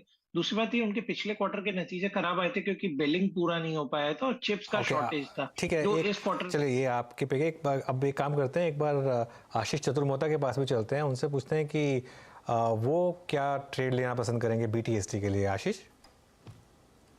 तो इसमें मुझे क्यूमेंस काफी पसंद आ रहा है, जहां पर पे पिछले 3 महीनों से एक बहुत ही बढ़िया कंसोलिडेशन देखने को नजर आ रहा है। हमने देखा बाजार की गिरावट के में स्टॉक ने पार्टिसिपेट नहीं किया, तो ये एक बहुत अच्छा सिग्नल होता है किसी भी स्ट्रॉन्ग के रिवर्सल के लिए। 1205 के स्टॉप लॉस से मैं समझता हूँ क्यूमेंस में खरीदारी करनी चाहिए। 1300 रुपए के अपसाइड मैं समझता हूँ इस अपमूव में, और BTST के तौर पे भी मैं स्टॉक को रिकमेंड करूंगा। क्यूमेंस मुझे लगता है 1270-80 BTST के लिए, और इवेंचुअली 1320-1330 की ट्रेजेक्टरी क्यूमेंस के स्टॉक में देखने को नजर आ सकती है। तो क्यूमेंस एक स्टॉक जो आशीष काफी क्लोजली ट्रैक करते हैं, वहां पर एक मौका है। चलिए भयती साहब को भी जोड़ लेते हैं, बताइए आपका ट्रेड क्या होगा? तो मैम UBL में खरीदारी की सलाह रहेगी। जिस हिसाब से चार्ट स्ट्रक्चर बना हुआ है UBL का, नवंबर 2021 के जो हाईज है स्टॉक उसको अप्रोच करने की कोशिश कर रहा है। वहाँ से अभी तक के नवंबर 21 के बाद के सारे हाईज इसने रीगेन कर लिए और उसके ऊपर ट्रेड कर रहा है। हमें लगता है कि 1710 का एक स्टॉप लॉस लगाकर 1800 के टारगेट के लिए खरीदारी की सलाह रहेगी UBL में।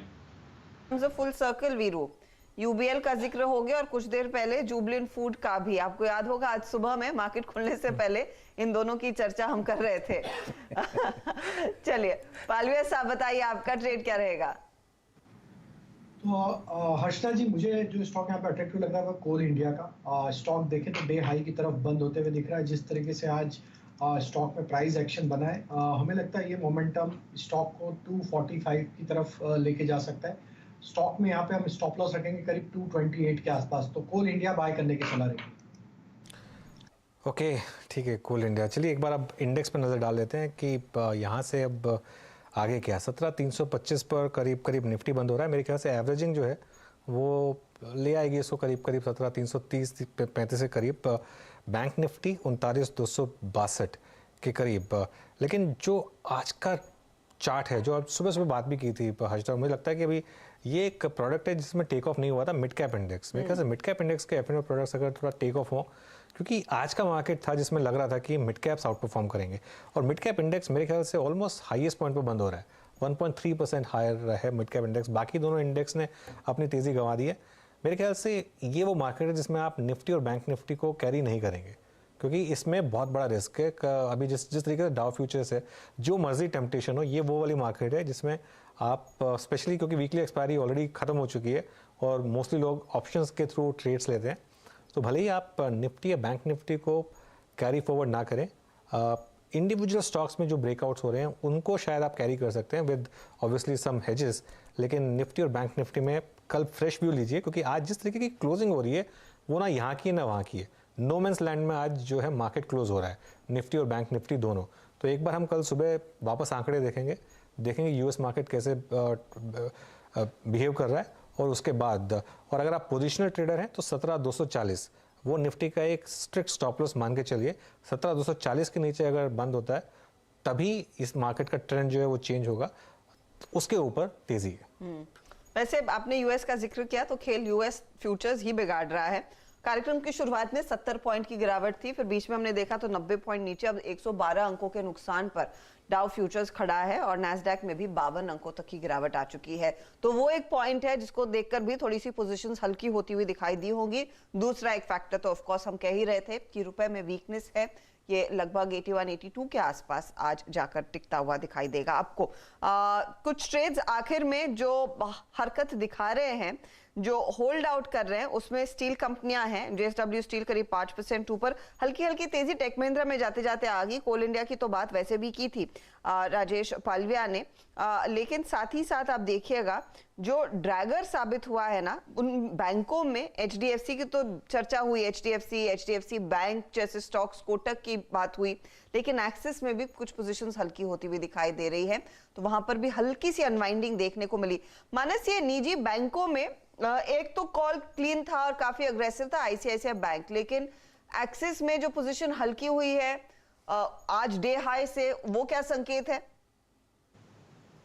देखिए, प्राइवेट बैंकिंग की बात करिए तो सबसे बेहतरीन तो इसमें कोई डाउट नहीं कि आईसीआईसीआई बैंक ही है, लेकिन एक्सिस बैंक भी वीक नहीं लगता है। हालांकि हाई लेवल पे प्रॉफिट बुकिंग देखने को मिली है, लेकिन ध्यान रखिए करीब 710 से रैली स्टार्ट हुई थी 4 दिन पहले और 760 के हाईज बने, तो एक छोटा सा प्रॉफिट बुकिंग है 20 डे मूविंग एवरेज के आसपास, लेकिन ट्रेंड वीक नहीं है। मेरा समझना है कि स्टॉक में आप बिल्कुल बने रह सकते हैं। अपने स्टॉप लॉसेस 740 के नीचे रखिए, अगर 760-62 के ऊपर निकलेगा तो जो नेक्स्ट टारगेट होगा वो 785 रुपए का होगा।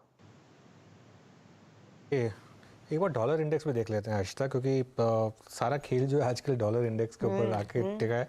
111.19 almost day high dollar index पर, 111.21 एक्चुअली। ये जो लास्ट का आप डिक्लाइन थोड़ा सा देख रहे हैं ना मार्केट में, ये एकदम से मुझे लग रहा है कि एल्गो ट्रेड है। जो डॉलर इंडेक्स ये 111.15 अभी दिखा रहा है, लेकिन एकदम से 111.15 से 111.21 की तरफ भागा है पिछले 2 मिनटों में, तो वो उसका भी एक थोड़ा सा इम्पैक्ट आ सकता है। इसके लिए मैं कह रहा हूँ कि एक आज का जो ट्रेड है उसको आप यहीं पे ख़त्म करिए, कल फ्रेश व्यू लीजिए और उसके बाद ट्रेड करिए। लेकिन एक चीज़ जो क्लियर है कि मार्केट में इस समय 2-3 लीडरशिप पॉकेट है, लीडरशिप स्टॉक्स हैं rather, ICICI bank, state bank of India, और जो ड्रैग कर रहे हैं, जो मार्केट को खींच रहे हैं नीचे की तरफ, वो हैं एचडीएफसी बैंक, एचडीएफसी और कुछ हद तक कोटक महिंद्रा बैंक। तो 4 साल पहले ये उल्टा होता था। 4 साल पहले एसबीआई, आईसीआईसीआई बैंक, एक्सिस नीचे खींचते थे मार्केट को, एचडीएफसी ट्विंस ऊपर लेके जाते थे। अभी एग्जैक्टली उसका उल्टा हो गया, एचडीएफसी ट्विंस नीचे लेके जाते हैं, आईसीआईसीआई, एक्सिस और एसबीआई ऊपर लेके जाते हैं। तो ये फिलहाल आपके लिए ताज़ा तस्वीर निफ्टी बैंक की 150 पॉइंट की ही बढ़त, लेकिन हाँ अब शुरुआती इस कार्यक्रम की शुरुआत में सिर्फ 2 स्टॉक्स से जो प्रेशर डाल रहे थे, अब आप देखिए वो लिस्ट थोड़ी सी और लंबी हो गई है। वीरू, आखिरी 4 मिनटों में कुछ खास एफएनओ वाइज डेटा जो पढ़ सकते हैं? जी एक बार ब्रेथ देख लेते हैं। हर्ष तक क्लोजिंग के वक्त आप देखें, जब हमने सुबह लगभग 9:30 पे चेक किया था, करीब करीब 122 एडवांसेस यानी लॉन्ग्स थे, और मेरे ख्याल से लॉन्ग अनवाइंडिंग मात्र 1 स्टॉक में थी और शॉर्टिंग करीब करीब 12 स्टॉक्स में थी। एक बार डायरेक्टर साहब प्लीज़ लिख आइएगा। जब हम करीब करीब 17,323 पर और बैंक निफ्टी पे करीब 39,268 पे क्लोज होने की चेष्टा कर रहे हैं, तो एग्जैक्टली मार्केट ब्रेथ यानी क्लोजिंग के वक्त ये लेवल और ये नंबर्स कितने हैं आपकी स्क्रीन पे। लॉन्ग्स 111 अभी भी, और परसिस्टेंट, और उसके बाद Indiabulls housing finance, Vedanta, HL, ये वो स्टॉक्स थे जो कि सुबह भी शामिल थे। इनफैक्ट परसिस्टेंट सुबह भी शामिल था। और भारत फौज में आज एक मेजर शॉर्ट कवरिंग हुई संवर्धन मदनसूमी में, और उसके बाद जेएसडब्ल्यू स्टील, आईआरसीटीसी और आरबीएल बैंक में आज शॉर्ट कवरिंग विजिबल थी। 53 स्टॉक्स में आप देखें शॉर्ट कवरिंग, 22 स्टॉक में माफ कीजिएगा शॉर्ट कवरिंग रही, और शॉर्टिंग थी 53 स्टॉक्स में। उसमें गोदरेज सीपी और ल्यूपिन, भारतीय एयरटेल, इंटीग्रल एविएशन और बायोकॉन शामिल था। और लॉन्ग अनवाइंडिंग जिन स्टॉक्स में हुई उसमें Ipca lab, Glenmark, IndusInd bank, Indian hotels और सिप्ला, इन सभी स्टॉक्स में आप देखें तो आज लॉन्ग अनवाइंडिंग देखी गई। और जिन स्टॉक्स में आज यानी सीरीज़ के लगभग आप समझ लीजिएगा कि 3-4थे दिन सबसे स्ट्रॉन्ग शॉर्ट बिल्डअप हुआ। डायरेक्टर साहब एक बार वो भी डेटा लेके आइएगा जिसमें सबसे ज़्यादा शॉर्ट बिल्डअप हुआ। मैं इनफैक्ट सेक्टर्स की बात कर रहा हूँ जिसमें अगर आप देखें सबसे स्ट्रॉन्ग शॉर्ट या फिर कह सकते हैं लॉन्ग बिल्डअप हुआ। टॉप ओआई गेनर जो आज सेक्टर रहा है, देखिए पहले तो इंडेक्स और उसके बाद आज सीमेंट में 6.3% ओआई बिल्डअप हुआ और उसके बाद बैंकिंग में। सीमेंट में क्या हुआ जनाब, यहाँ पे India cement top long OI, उसके बाद अंबुजा और अल्ट्राटेक सीमेंट में आज शॉर्टिंग हुई है, याद रखिएगा। बट सीमेंट आज का टॉप ओआई गेनर रहा, अगर मैं आज 3:28 तक के स्टैट्स को देखूँ। चलते हैं इस क्लोजिंग को वॉल पे समझने के लिए हर्षदा के पास। Harshada, over to you. हाँ जी हाँ वीरू, ऊपरी लेवल से थोड़ा सा हल्का जरूर हुए हैं, लेकिन 17,322 के आसपास लगभग 48 अंकों की बढ़त पर इंडेक्स निफ्टी का और 150 पॉइंट ऊपर निफ्टी बैंक 39,261 के लेवल्स पर जाकर टिकता हुआ दिखाई दे रहा। एडवांस डिक्लाइन रेशियो आज हालांकि फेवर में था, बढ़ने वाले शेयरों की संख्या कहीं ज्यादा है गिरने वालों की तुलना में। मिड कैप्स दरअसल टूटा नहीं, मिड कैप इंडेक्स तेजी में ही बना रहा, लगभग 400 अंकों की बढ़त के करीब करीब हम जाकर टिकते हुए दिखाई दिए हैं। तो प्रेशर कहां से आया वो आपको दिखाएंगे। निफ्टी फाइनेंशियल सर्विसेज इंडेक्स में हल्की सी नरमी देखने को मिली आज। इनफैक्ट निजी बैंकों में दबाव था, अगर आप वैसे देखेंगे निफ्टी बैंक हल्का जरूर है, डे हाई से कंपेयर करेंगे तो हल्का हुआ है, वैसे 150 पॉइंट ऊपर। खरीदारी का जोश आज देखने को मिला है मेटल कंपनियों में, 168 अंकों का इजाफा वहां पर। निफ्टी का ऑटो इंडेक्स देखिए करीब करीब 100 पॉइंट के गेंस दिखाता हुआ नजर आया। फार्मा थोड़े से साइडलाइंस पर था, इंडेक्स में ज्यादा आतिशबाजी नहीं क्योंकि हाई बीटा की तरफ मार्केट शिफ्ट जरूर हुआ है और सीधा वही स्थिति हमने देखी है एफएमसीजी में। एफएमसीजी इंडेक्स 250 पॉइंट नीचे इसीलिए क्योंकि आज HUL चला नहीं, वहां पर दबाव देखने को मिला है। स्मॉल कैप इंडेक्स में करीब 112 अंकों की बढ़त। निफ्टी आईटी आपकी स्क्रीन पर एक बार यहां पर दिखा देते हैं, जो लगभग 393 अंकों की बढ़त पर जाकर टिक रहा है और इस दरअसल तेजी की अगुवाई की है परसिस्टेंट सिस्टम्स ने। 7.5% तक का इजाफा इस स्टॉक ने अपने नाम किया। इसके साथ कोफोर्ज जैसे ट्रेड्स थे, TCS जैसे ट्रेड्स थे, लेकिन ये सबसे एक्टिव था। दूसरी तरफ आप देखिएगा संवर्धन, मदरसन, सुमी 5% के गेंस। ठीक इसके पीछे आपको भारत फोर्ज भी देखना चाहिए क्योंकि जो क्लास ए ट्रक्स का डेटा आया है, नॉर्थ अमेरिका में जो क्लास ए ट्रक्स बिकती हैं, मंथ ऑन मंथ 164% का इजाफा और उसका फायदा इन स्टॉक्स ने आज जरूर कमाया। ये दो काउंटर्स दरअसल जो वायदा के हिस्सा है उनमें सबसे ज्यादा तेजी देखने को मिली। दूसरी तरफ स्पाइस जेट आपकी स्क्रीन पर आ रहा है। स्पाइस जेट के लिए एक रिलीफ था कि जो एक्सटेंडेड क्रेडिट गारंटी स्कीम है वो सरकार ने 400 करोड़ का आवंटन अब 1500 करने की तैयारी की है। माना जा रहा है कि स्पाइस जेट के हाथ 1000 करोड़ लग सकते हैं। ये सूत्रों के हवाले से अपडेट 41 के आसपास आया। आखिर में गार्डन रीच शिपयार्ड भी आपकी स्क्रीन पर लेकर आएंगे। तगड़े वॉल्यूम, 7 गुना वॉल्यूम्स पर यह स्टॉक 7 से 8% भागा। इनफैक्ट इंट्राडे में 9% से ज्यादा की तेजी थी, 400 पर टिकता हुआ। लेकर आइए हीट मैप जो आपको पूरा दिखाएगा हाल बाजार का। आज की क्लोजिंग दरअसल पॉजिटिव साइड पर होती हुई, सेकेंड हाफ में बिकवाली के कुछ सौदे आते हुए दिखाई दिए हैं। क्या लड़खड़ाया? भारतीय, HUL, HDFC के साथ HDFC लाइफ, HDFC बैंक, सब में हमने देखी कुछ मुनाफा वसूली की पोजीशंस। बजाज फाइनेंस में भी हमने देखा 1.25% तक का नुकसान देखने को मिला। इंडसइंड बैंक दूसरी तरफ कुछ नरमी दिखाता हुआ और साथ ही साथ कोटक में भी हमने देखा कुछ मुनाफा वसूली ही देखने को मिली है। लेकिन तेजी की तरफ कई ऐसे सौदे थे जो सराहनीय हैं आज की मूव में। 5% ऊपर JSW स्टील, टाटा स्टील में भी खरीदारी देखने को मिली। हिंडाल्को आज का आउट परफॉर्मर है, 4.5% तक का इजाफा और कोल इंडिया को नजरअंदाज नहीं कर सकते क्योंकि यहां पर भी हमने देखा 4.5% से ज्यादा की बढ़त। बैंक जिन्होंने सपोर्ट किया मार्केट को उसमें ICICI बैंक डेफिनेटली था, साथ ही एक्सिस बैंक भी शामिल है। SBI जैसे ट्रेड्स में भी हमने देखा क्लियरली 1% तक के गेंस देखने को मिले। ITC के लिए एक मजबूत सत्र, यहाँ पर IT की हम बात कर रहे थे तो आप देखेंगे HCL टेक और इन्फोसिस दोनों में खरीदारी के सौदे बनते हुए दिखाई दिए हैं। विप्रो में भी तेजी देखने को मिली और रिलायंस इंडस्ट्रीज का भी साथ रहा है। आज थोड़ा सा फ्लैट लेकिन पॉजिटिव टेरिटरी में स्टॉक जाकर टिका है। यह है फिलहाल मार्केट की चाल। 17,320 पर 46 अंकों की बढ़त पर फाइनल क्लोज निफ्टी की तरफ से आता हुआ यह एडजस्टेड क्लोज है। निफ्टी बैंक 39,256 पर जाकर टिका है। चलिए आपकी स्क्रीन पर अब लेकर आते हैं सीधा सौदा के वो ट्रेड्स जो आज सबसे ज्यादा कमाई करके गए हैं आपके लिए। तो मुकाबला आज नीरज और सुमित के बीच था। सुमित ने आपको सुबह में कहा था कि बजाज फाइनेंस भले ही Q2 अपडेट अच्छा हो लेकिन स्टॉक नरम हो सकता है, ठीक वही हुआ। वेंकीज, प्रिसिशन वायर और GM ब्रूवरीज में तेजी के ट्रेड्स और वहां पर उसका फायदा जरूर देखने को मिला है। अब लेकर आइए नीरज के आउट परफॉर्मेंस। तो गोदरेज कंज्यूमर लड़खड़ाया उस Q2 अपडेट के बाद 4% नीचे। Spice jet, Bharat forge, GNA एक्सेल्स तेजी वाले ट्रेड्स और भरपूर तेजी इन काउंटर्स में देखने को मिली।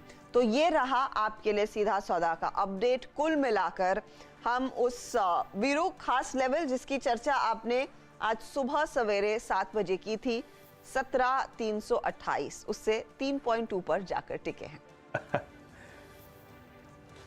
जी हाँ, 17,328 और बैंक निफ्टी पे हर्षता 39,262। ये क्या था जिसके ऊपर बैंक निफ्टी 20 पॉइंट के फ्रैक्शन से बंद हुआ है? ये है एग्जैक्टली निफ्टी और बैंक निफ्टी के दोनों के ही इंडिसेस के 20 डे एक्सपोनेंशियल मूविंग एवरेज। ये जिक्र करना इसलिए ज़रूरी था हर्षता कि अमूमन किसी भी कमज़ोर मार्केट के जो पुल बैक्स होते हैं वो यहीं पर आके रिवर्सल में तब्दील हो जाते हैं, जिसे कहते हैं classical 20 day exponential moving average reversal. खैर वो तक तय करेगा वक्त कि यूएस फ्यूचर्स क्या करते हैं। कल आपसे फिर मुलाकात होगी सुबह सुबह मॉर्निंग कॉल में, हर्षता और मेरी, और आपके लिए तैयार करेंगे रणनीति। और एक अच्छी बात होगी हर्षता, कल होगा फ्राइडे फैक्टर। जी हाँ, तो कल मिलेंगे। Take care.